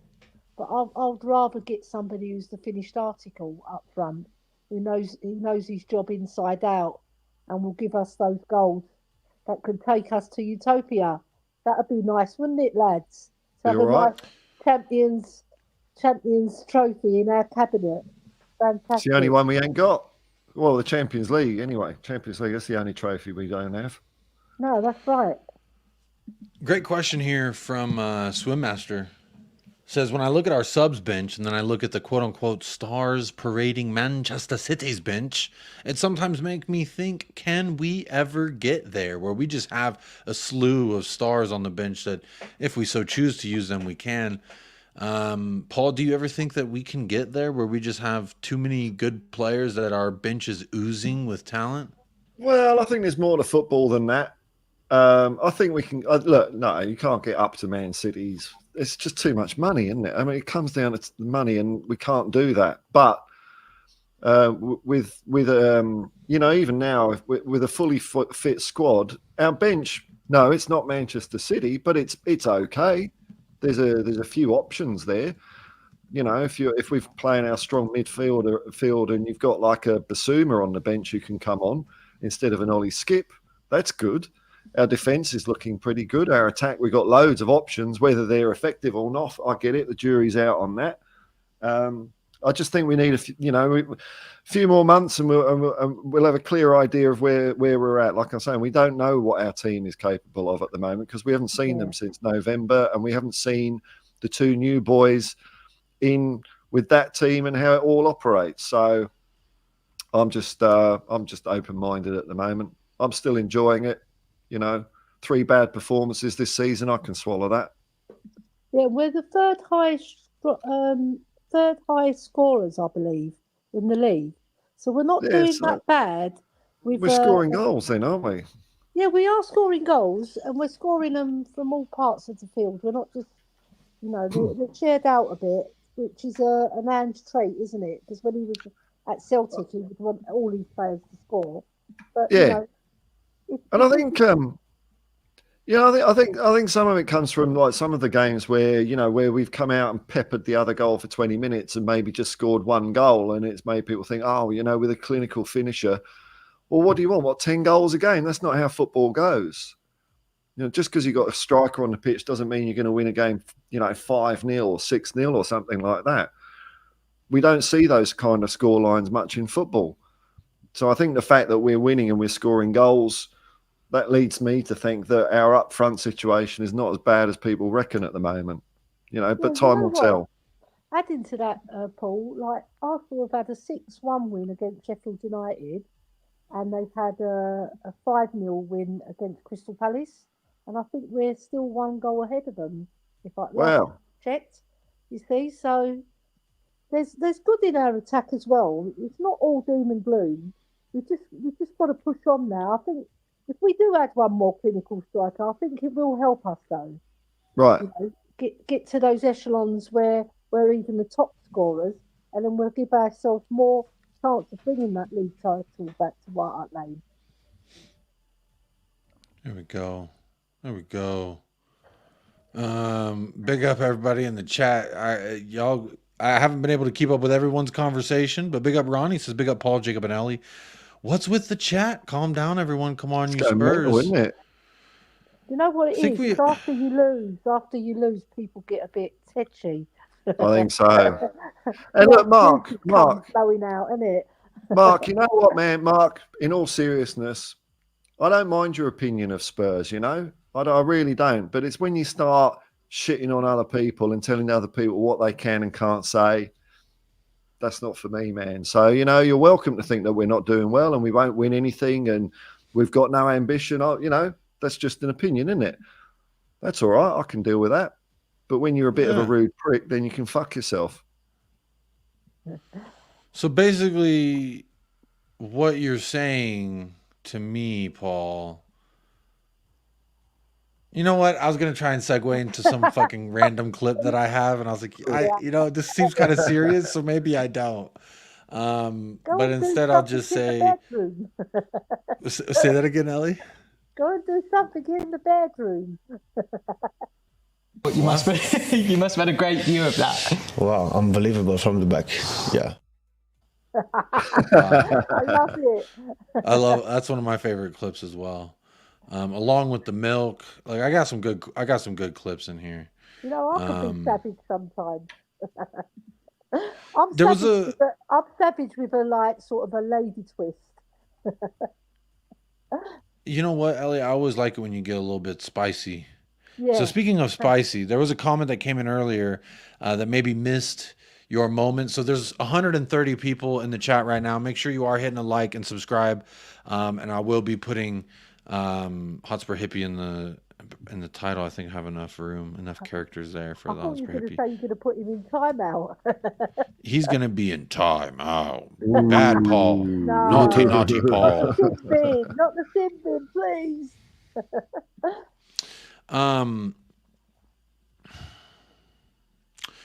Ellie, what was I going to ask you? I was going to tell you to tell. So you've been synonymous with being Queen Ellie Højbjerg. Yeah. Oh. The name is different. If you can't see it right there, it's Queen Ellie Bentancur. It is. What has prompted this change there, Ellie? Because I was getting so much abuse. There's only so much abuse a woman can take, right? So, and it was doing my head in, and I'm trying to defend him on one hand, and then loads of people are coming in the chat and saying, you're deluded, Ellie, you're this, or that, or that. I couldn't take it anymore. They broke me. Right, so, and always, Bentancur's been my favourite player. Everybody knows this, right? If you know Queen Ellie, everybody knows that Bentancur's been my favourite player. And Madders runs him a close second, and Porro. Yeah, Porro and Madders, but it had to be Bentancur because he's such a silky, sublime footballer. And Højbjerg's had his day now. He was very good with Jose. He was fantastic with Jose because we played that defensive line and it suited his type of football. But I can see it. I tried to sort of, you know, when you sugarcoat something, you try and sugarcoat, but there's only so much sugar a woman can put on things. So, yeah. And it rocked me, man. It rocked me. It was like, Ellie, Ellie, I just want to talk to you. Just go, Pierre. Just go. Just turn around. Don't look back, Pierre. Just go. Ellie, No, it's No, done. no. It's done. No, I still love him because I've always liked. When I was a player, I've said this many times. When I was a player, I would love somebody like Højbjerg by my side when he was a little bit younger as well, because he's getting on a bit now. He's 28. You know, he should be in his prime really. But I just would love that sort of player who would fight for you and, you know, all blood and thunder. But he's just lost his mojo now. You can see it, and I try to give him the benefit of the doubt. But Bentancur's my man now. We've got a new marriage. We're going down Switched the aisle. up as soon as the wind blew there, Ellie. Yeah. I hate to be Pierre right Fickle. now. I Your know. I'd last actually Bentancur. defender, Has a Pierre. special place in my heart. But everybody was saying you're letting your heart rule your head. But with me and Pierre-Emile Højbjerg, it's not a heart thing. I said he'll have a special place in my heart, but it's not a heart. It's because I like that type of midfielder. I liked Graham Roberts. I liked Terry Yorath when back in the day. Yeah, they weren't the most perfect footballers, but they'd fight. I liked Johnny Pratt, who was pretty technically inept, but what he gave to the but what he gave to the team. He was captain of the FA Youth Cup winning team. Yeah, you see, so there's certain players, right? They pull at your heartstrings because of the way they play, not because you've got them in your heart. It's because of the way they play and they fight for the badge, you know. So I wish him good luck because I think this is going to be his last game now. I can't see him playing again. Do you think he's going to be out the door or just shelved? What do you reckon, Ellie? I think they're going to palm him off to somebody on loan, maybe to Newcastle, because Newcastle was sniffing around. Yeah, so either that or he goes abroad. Yeah. I wish him luck wherever he goes, but Benny's my man now. I was going to call myself Queen Ellie Benny, but it sounded stupid. Queen Ellie Rodrigo, maybe? Yes, I know, but I like Bentancur because I want to hear you say it as well. Well, I'm sure look, there's I've been trying to look at what's going on here in the chat, and Scott keeps talking about, like, here's one, says, I'm tired of our pathetic fan base celebrating mediocrity. Fans should want what's best for the club. So what are you going to do, Scott, then? What are you going to do? You're tired of it, so what's your Who said I didn't want what's best for the club? I don't think me celebrating the fact that we locked up the best left back in the league to a long-term deal is that all crazy to celebrate. Destiny Adoji. Oh, yes. Oh, Destiny Adoji Day. Hey. Idiots, man. And I find it mostly odd, the sense that I somehow, or Paul or Ellie, depending how we feel about things, that somehow dictates what our club does. I find it laughable, Scott, when people say things like this, or Lee Gunner says, oh, look at them, they're accepting this, Daniel Levy's got them on strings, etc., etc. Who the fuck said that?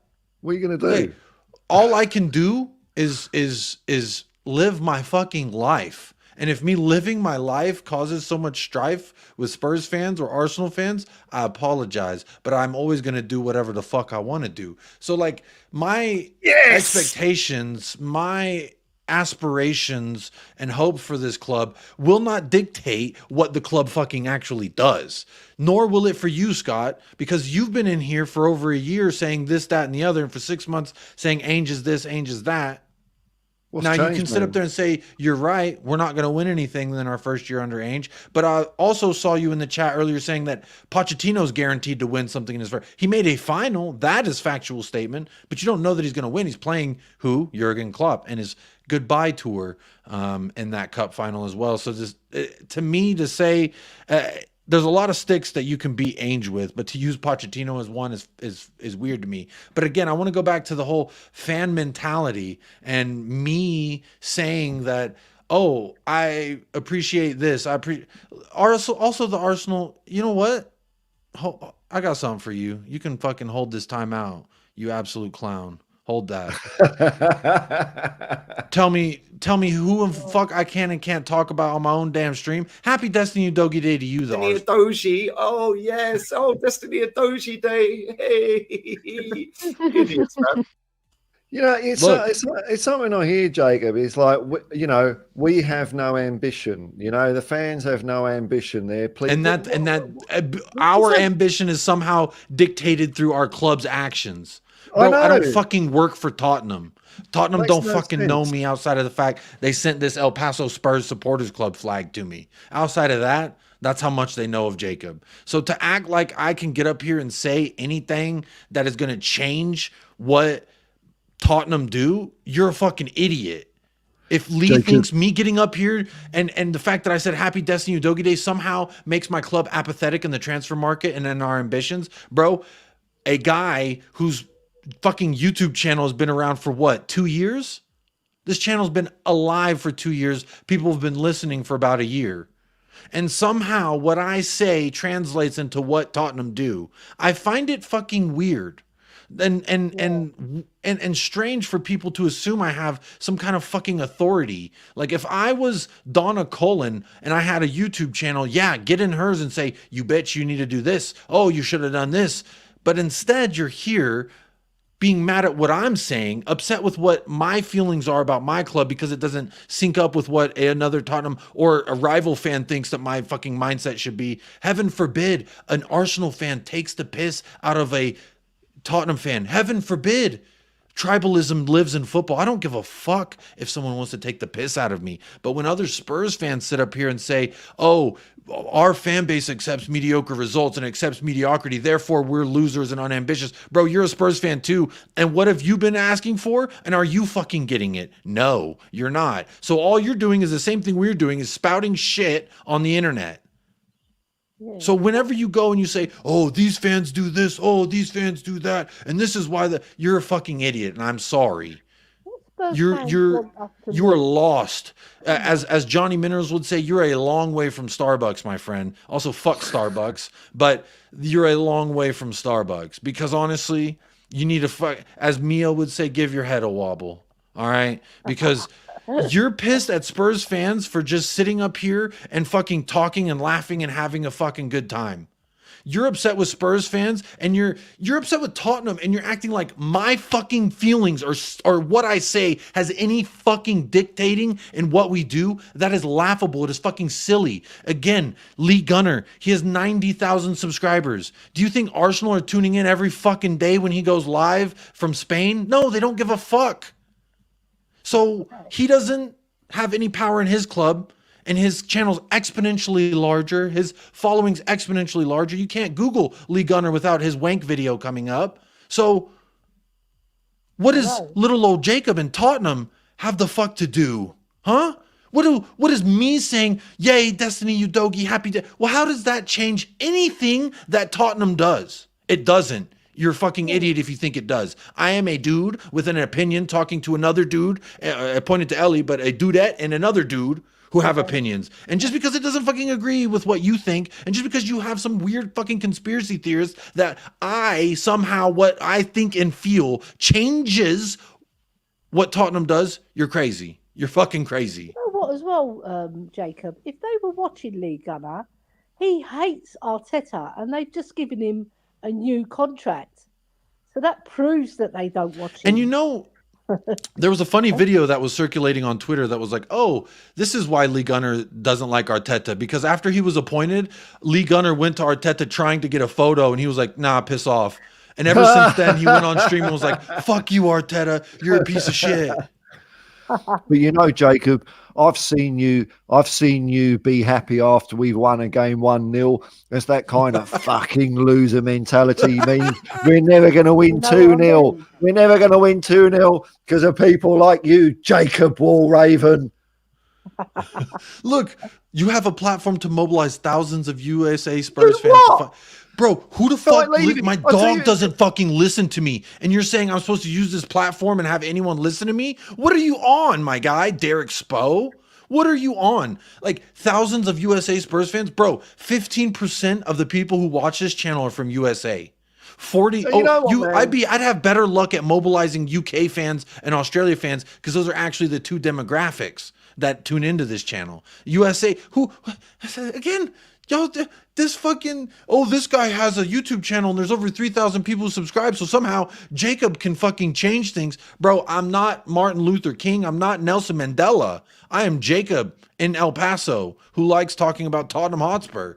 Lord, forgive me for enjoying something and taking my feelings and saying, hey, this is how Tottenham made me feel today. And just because it don't fucking coincide with whatever who the fuck says about anything, that don't bother me none. It clearly bothers rival fans and some Tottenham Hotspur fans. Again, well, and what are these thousands of USA Spurs fans going to do? What, like hop over on a fucking plane? They're all going to fly over to fucking Heathrow. You know, and I see, like, I'm not going to generalize, but I am, is that a lot of this negativity, right, which is fine, you know, I get it. People have been beaten up by Tottenham for fucking how many years? I've been one of them, man. And I've got no sympathy for Levy or anything like that. But I think some of it comes from, well, you know, you've been doing your protests for 15 years. You've still got 10 people showing up. Whose fault is that? Oh, it's the other 60,000 fans. They're shit. They're not real fans. They've got no ambition. We're the real fans.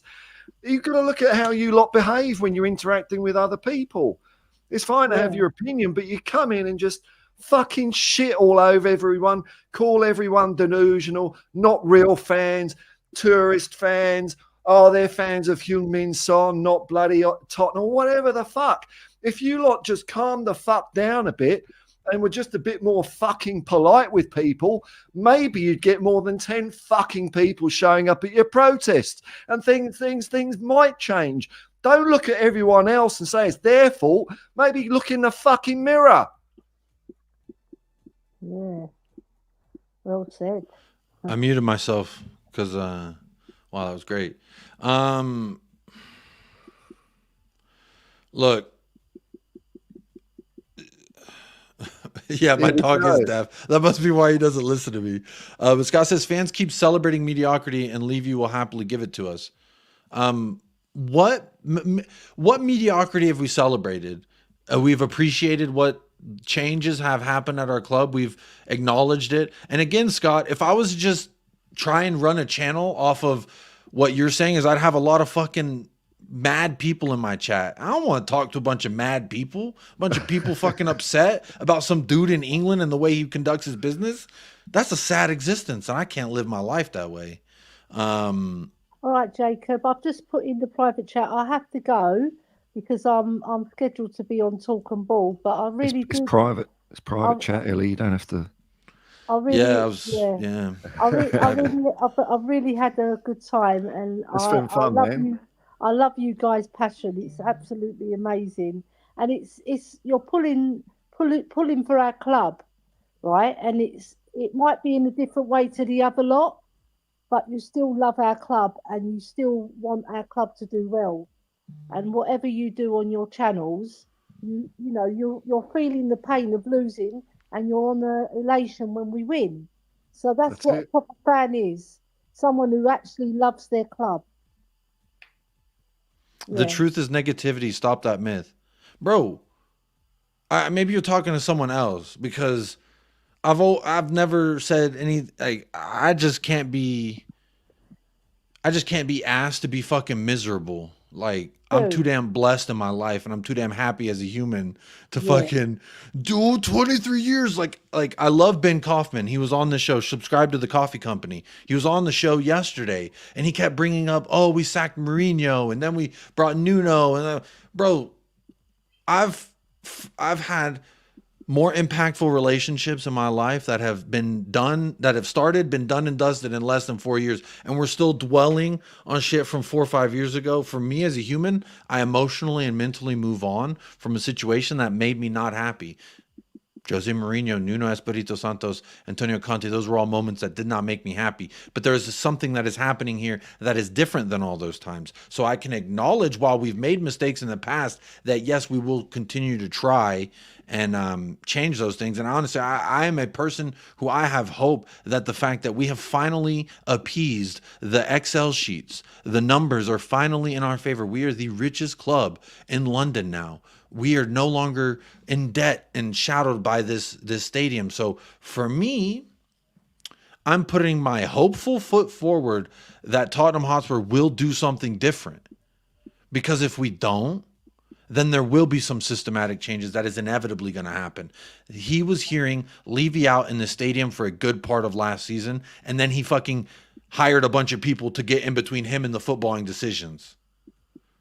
If that don't signify that he's letting go a little bit, then I don't know what else he needs to do other than, y'all want him to fucking, I don't even want it. Yeah. But big up, Ellie. Thank you so much. I know you have to go. Thank you, darling. Cheers, and, Ellie. Good luck. Thank you so much for joining the show. It was a pleasure. I hope you don't get any other arseholes in. It's me. Take care, all right? Brilliant being on the show. Everyone's allowed to feel however they want to feel. Like, I've never had a problem with Scott feeling the way he feels about Tottenham Hotspur.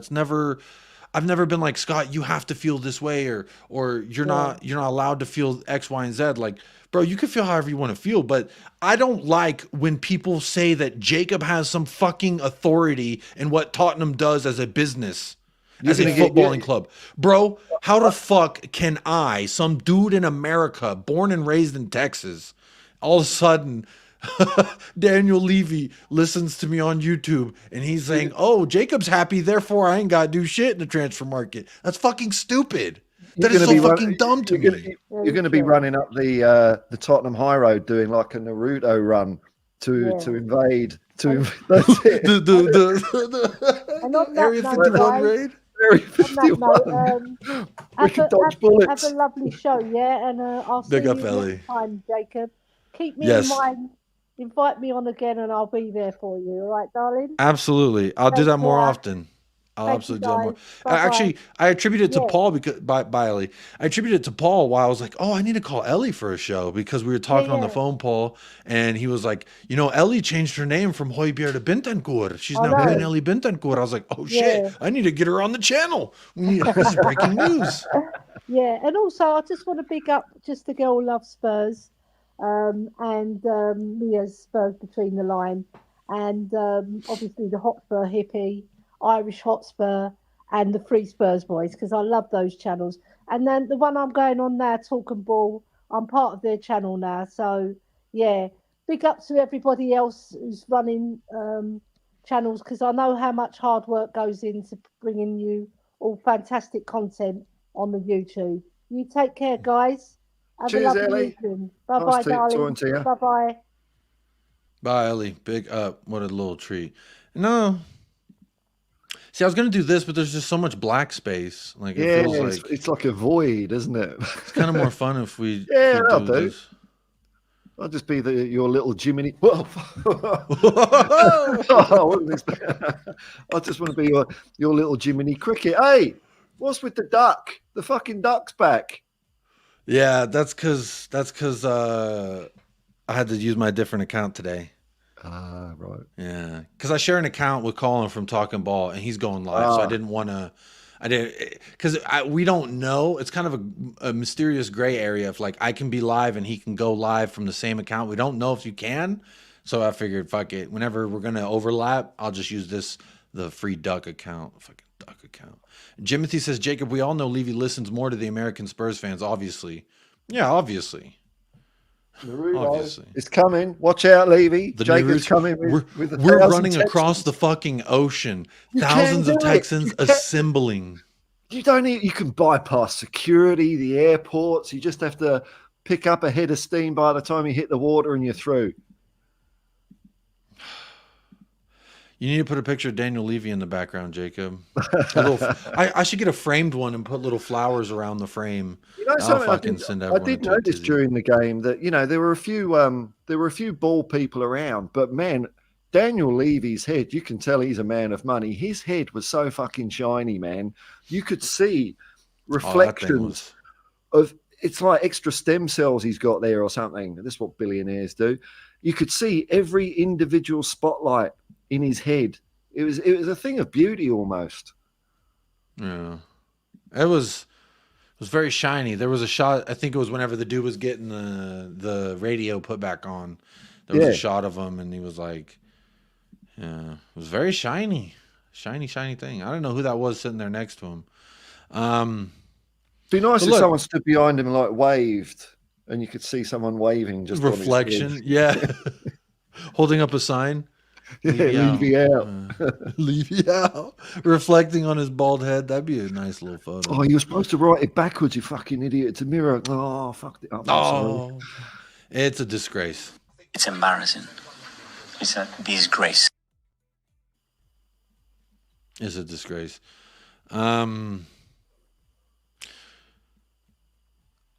That's his son? No way. That dude looked like an Indian millionaire. It didn't look like his son. Maybe it was. The truth will set you free. Yeah, I love everyone's interpretation of what they think the truth is.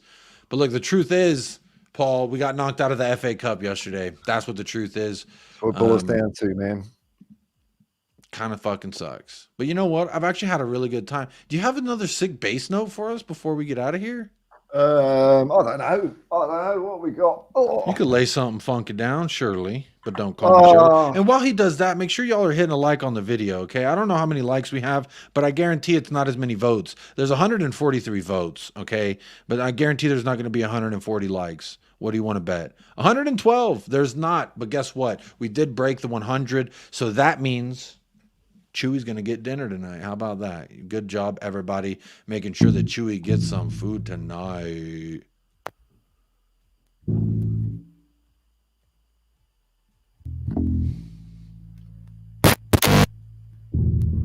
It's not working.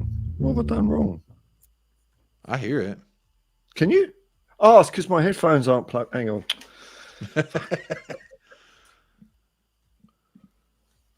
So I was just strumming like an idiot there, was I? No, I heard it. Yeah, it sounded nice. Sounded all strummy. This one's for Mark.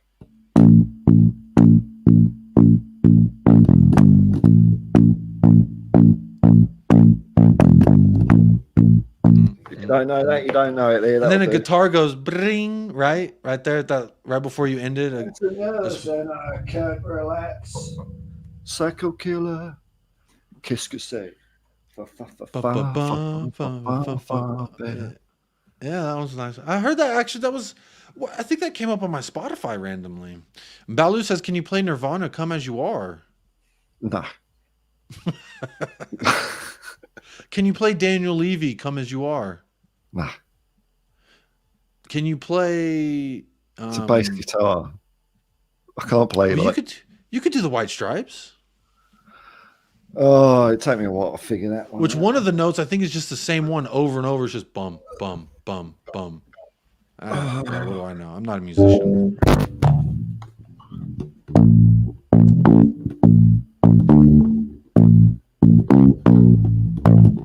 No.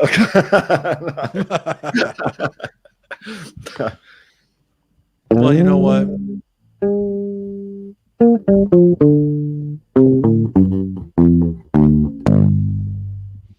Yeah, can you do the bum bum bum bum bum bum? That's like a something like that.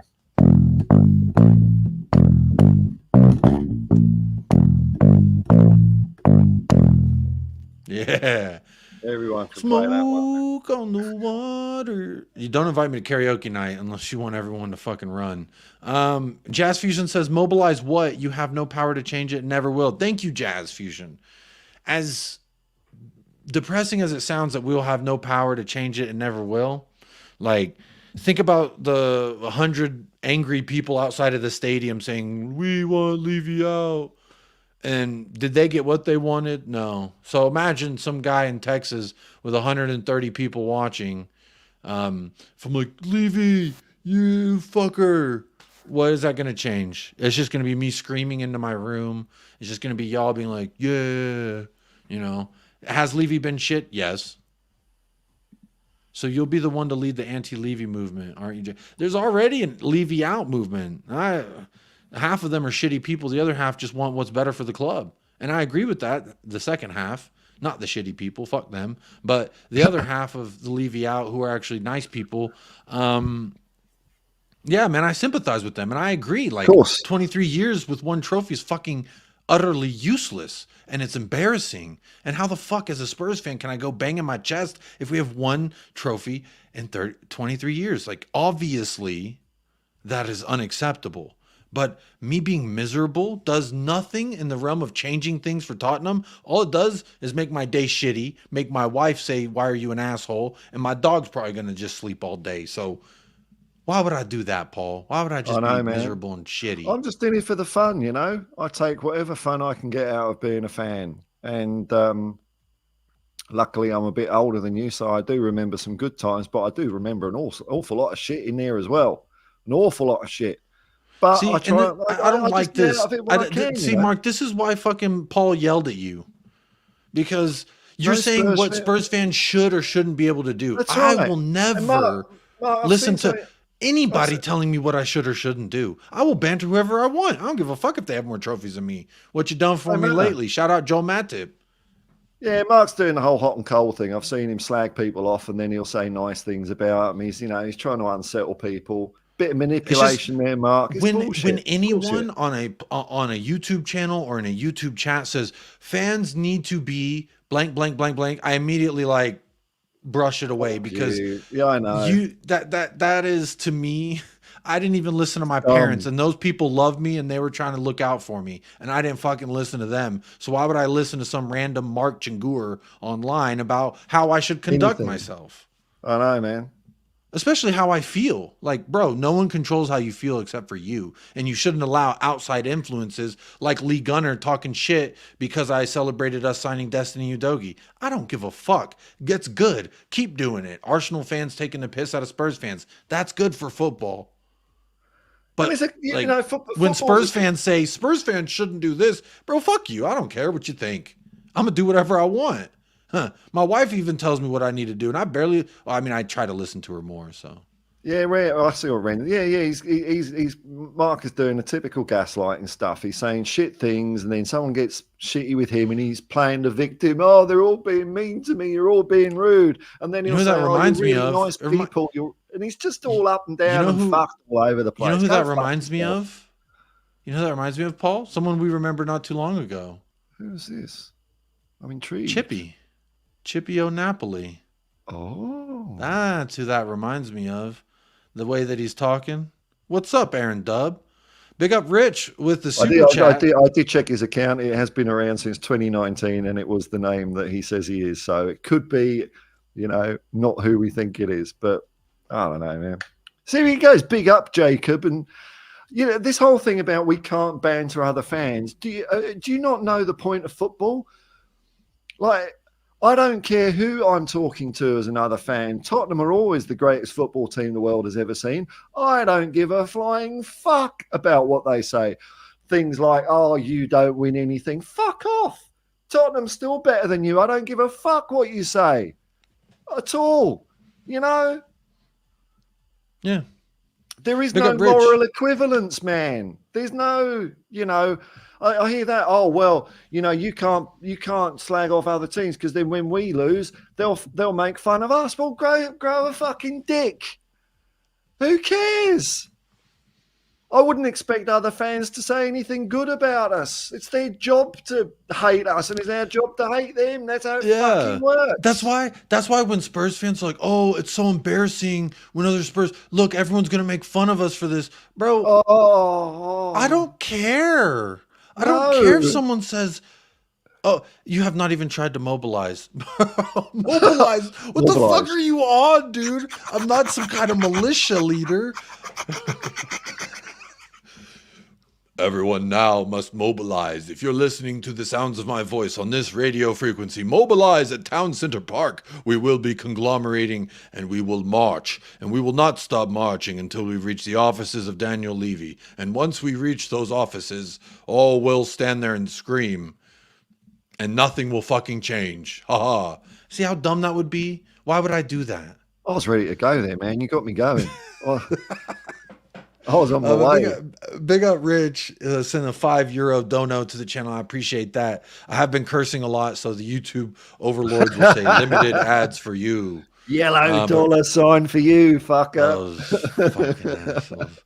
But it says, big up Jacob and Hippie. Deflated today, but your stream has cheered me up. Big up, Rich. Glad the stream can do that again. I never want you to come here and be more miserable than Tottenham are making you. That's kind of not my thing.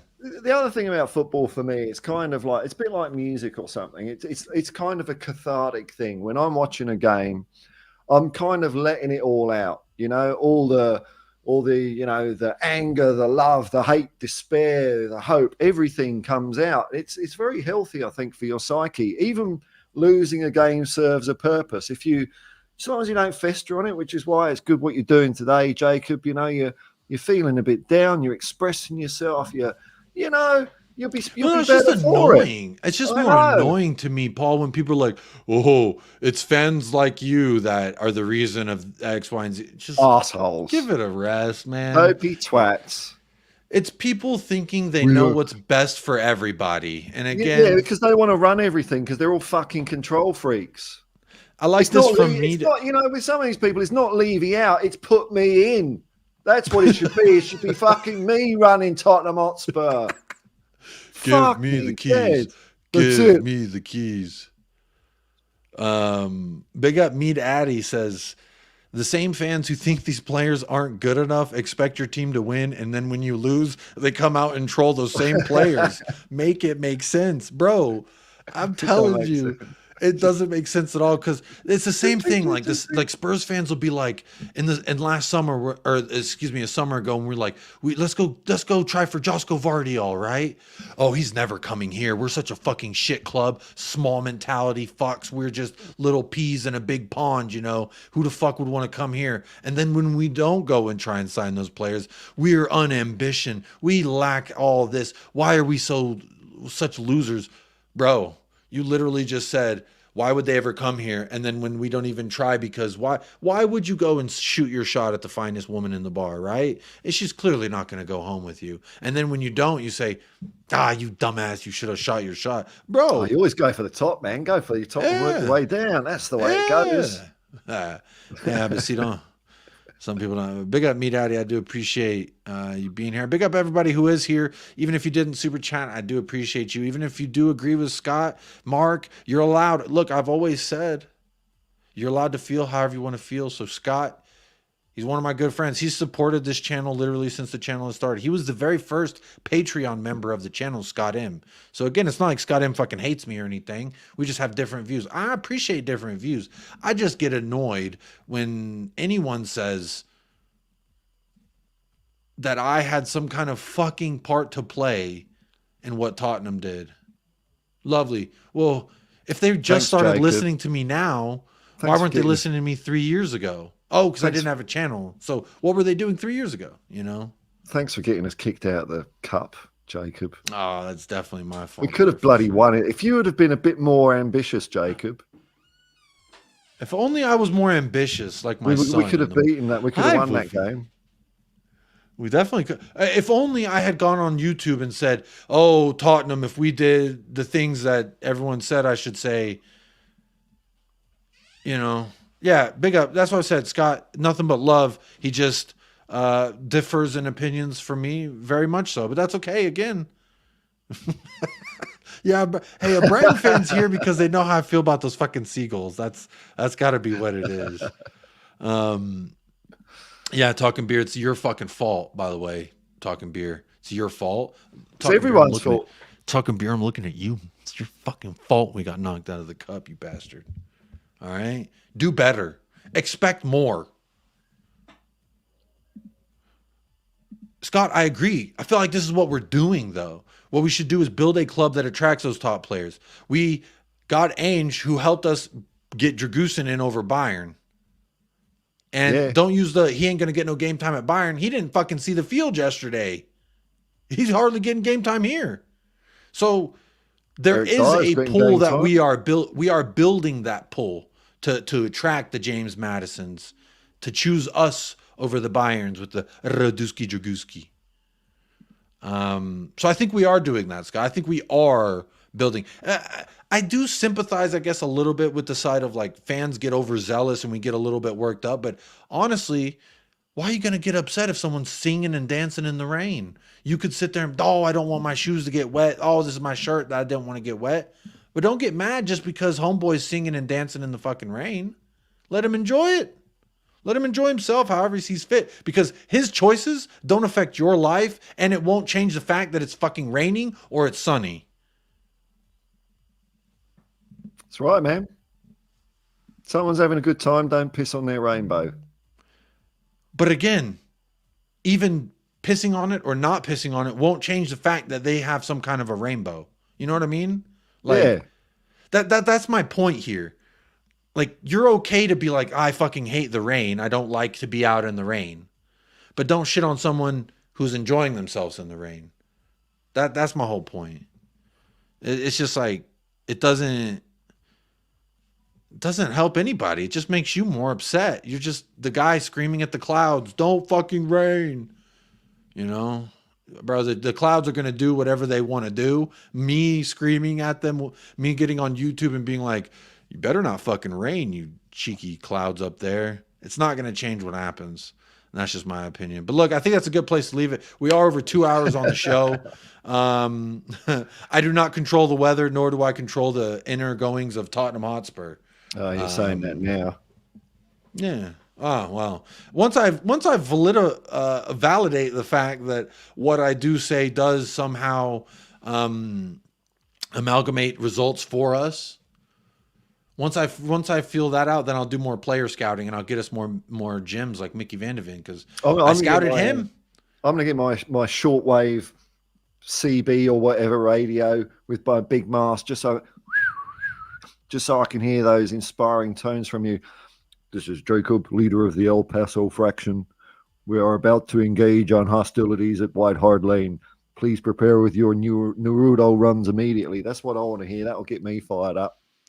No, I need that. What is that? Purge? That mobilize. Mobilize on me. We march to Levy's office at sunrise. Oh, the fire. Anyway, look, it's been a fun show. I feel like, you know what? The vibes are better now. If you start the beginning of the show, you're going to see fucking sad, no emotion. And you know what? You perked up a bit, man. You're coming through it. And I sweated. I got a little moist around the tips and the lips and my foreheads and such. We've got a game. We've got a game to look forward to in just a few days.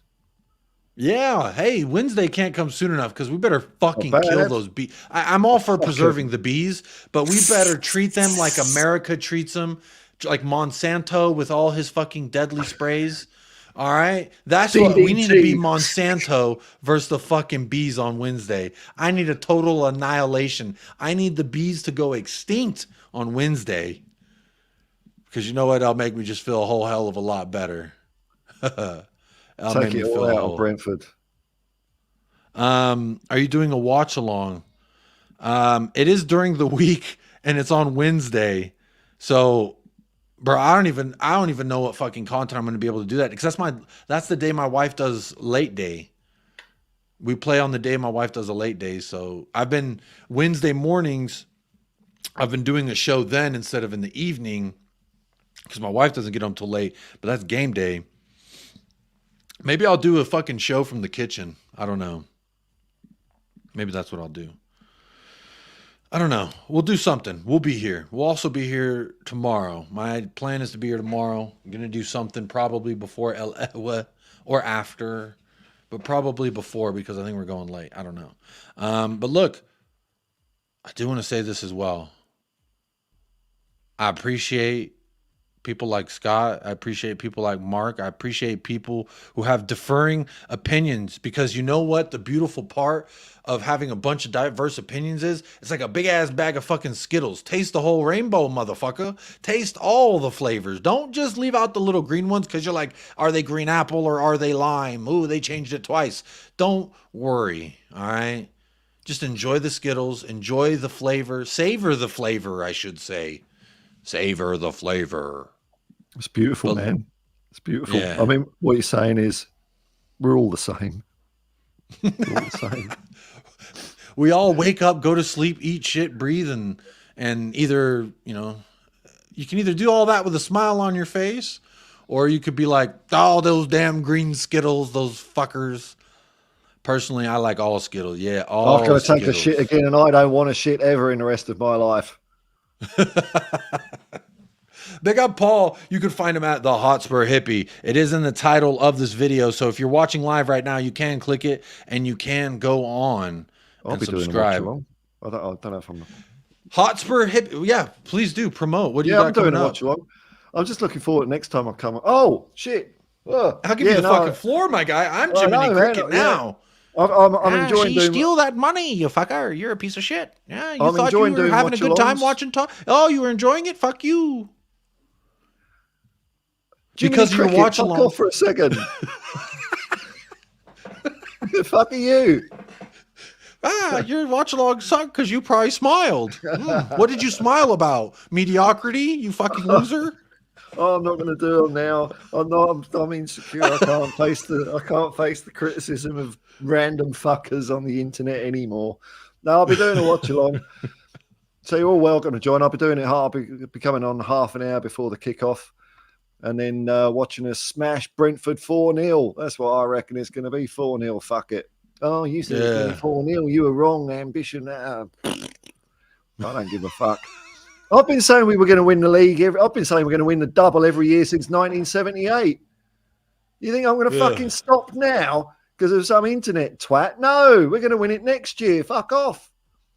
I'm looking forward to next time I come on. Is my little... I mean, are you dropping me a hint? Am I going to get like smaller and more in the corner? The more shit, the more times you're wrong, the more I'm going to shrink you. Yeah. Hey, big up Lauren, gifting 10 memberships. Wow, woo! 10. That's a lot. Man. Big up, gifting 10 membos, making all the Spurs fans feel good. Hopefully they went to a bunch of happy Spurs fans. Let's see who got those memberships. Dubs in the chat right now for Lauren, Liverpool fan, going through a lot right now with Klopp. But here spreading the love and the joy. I do appreciate that very much, Lauren. Thank you so much. Phil P. Woo! Congrats. Welcome to the family. Swim Master. Jay Kismet. Bald Bean Counter. Derek Smith. Minchi. Philly in NYC. Roy. Feared Alf. And Musings of a Football Fan. Dubs in the chat right now for Lauren, because wow, thank you so much. First of all, for supporting the channel. And secondly, for making the family just that much more bigger. You are elongating the span in which we can reach. So dubs in the chat right now for Lauren. Thank you so much. I do have a redirect set up right now. So the 120 of you, if you're looking for some more content, Talking Ball is live right now, and I will send y'all over there as soon as we are done here. And then whenever y'all get on over there, make sure you say Jacob Raid of some kind. But I see 163 votes in the poll. I'm going to go ahead and end that poll now. 39% says I'm moving on. We have to. And in second place says gutted about yesterday still. 19% says I'm laughing at Tottenham per usual. And 11% in last place was my answer. I'm immaculate, but still like, damn. What could have been? What could have been? What may be next time, you know. But big up Lauren says everybody be nice to each other now. She just gifted out 10 memberships. Big up Lauren. I do appreciate that's big dubs in the chat. Even Chewy's giving dubs in the chat. But that's going to do it for the show. Before we keep going any on longer, let me just say thank you again to the folks who did sponsor today's show. Because honestly, a lot of cursing today, a lot of middle fingers, a lot of fuck you, rain clouds, rain on me, rain on my head. All right. But those of you that did support the channel financially, thank you so much, because fucking YouTube and their bullshit ass ads don't like it when I say fucking and bullshit. But guess what? I'm going to fucking bullshit all day if I want to, YouTube. Hold that. But thank you, RX Beats, for helping me fight the fight against YouTube. Just a harmless potato. And Joseph O'Hanlon using their membership chats. Big up Chang. He was here yesterday. He's usually on Talking Ball as well. Big up Chang for the super chat. Big up Rich for being a super chatter and a member as well. And then Lauren, she is a member and she gifted 10 memberships. All right, so dubs again for Lauren. Thank you so much to every single one of you who helped finance this show tonight. Finance this show. Look, Jacob for Spurs chairman role. If I get it, then I want you all to fucking put the pressure on the mediocrity. If I get the chairman role, then yes, apply the pressure to me. Tell me it's my fault when things go wrong, because then I will for sure have actually had. We're just practicing because we know it's going to happen someday. So we're getting ready. We're giving you shit now, Jacob, to make you stronger, beef you up a bit, It's like getting a medicine ball in the stomach. If I could signify how I feel about everyone watching this show right now, because like 20 people left because like, oh, it's over, bye. But guess what? There's 115 people still here. And if I can encapsulate all of you viewers right now with one video of how I feel about every single one of you. Oh, I won't let you go. Oh. I wonder what happened to Perchy. Big up Perchy with in the dugout. You're showing behind the scenes there, Paul. That's contractually not allowed. Okay, technically, well, it's an NDA that you signed. I'm just gonna go back to sleep here. So you wake me up next time you're streaming, and Hey yo, apply the pressure on me. Yeah, that's a little ayo. That is a little ayo, but you know what? That's okay. That's okay. Big up everybody in the chat. Make sure you hit a like if you haven't already. If you're watching on playback, 2.5 hours in, almost 2.5 hours, you're a fucking G. You're keeping the channel alive and breathing. So big ups to you, and thank you so much. Look, I hope y'all have a great rest of your day. For those of you looking for some more content, even if you just have an extra 45 seconds on your hands, please go over to Talking Ball, hit a like, tell him Jacob sent you. I'll be the first one in there saying Jacob raid, so don't worry. Jazz Fusion says Lions versus Ravens. The script says the Super Bowl will be Ravens 49ers. So if you're going to believe the script writers, it's Ravens versus 49ers in the Super Bowl. But for me, these are the two teams that I want to either win the Super Bowl, because Lions ain't won shit in forever. Ravens, it's been a while. Also, my last name's Wall Raven. So shout out the gang and them. But look, big up everybody. It was a great show. I appreciate every single one of you in the house. And again, I need you to do a few things. Even though we're not feeling the greatest, do me a couple favors. I need you to stay blessed, stay fresh. I need you to up the lads. And come on, you motherfucking Spurs. Come on Wednesday. Exterminate the bees! Kuss.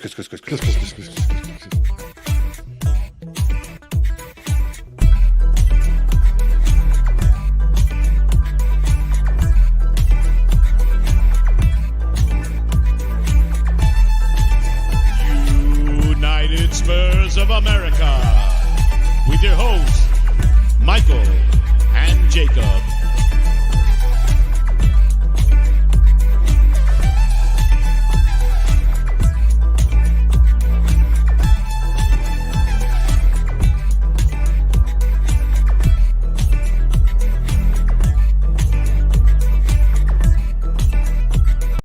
That's what I'm talking about. This shit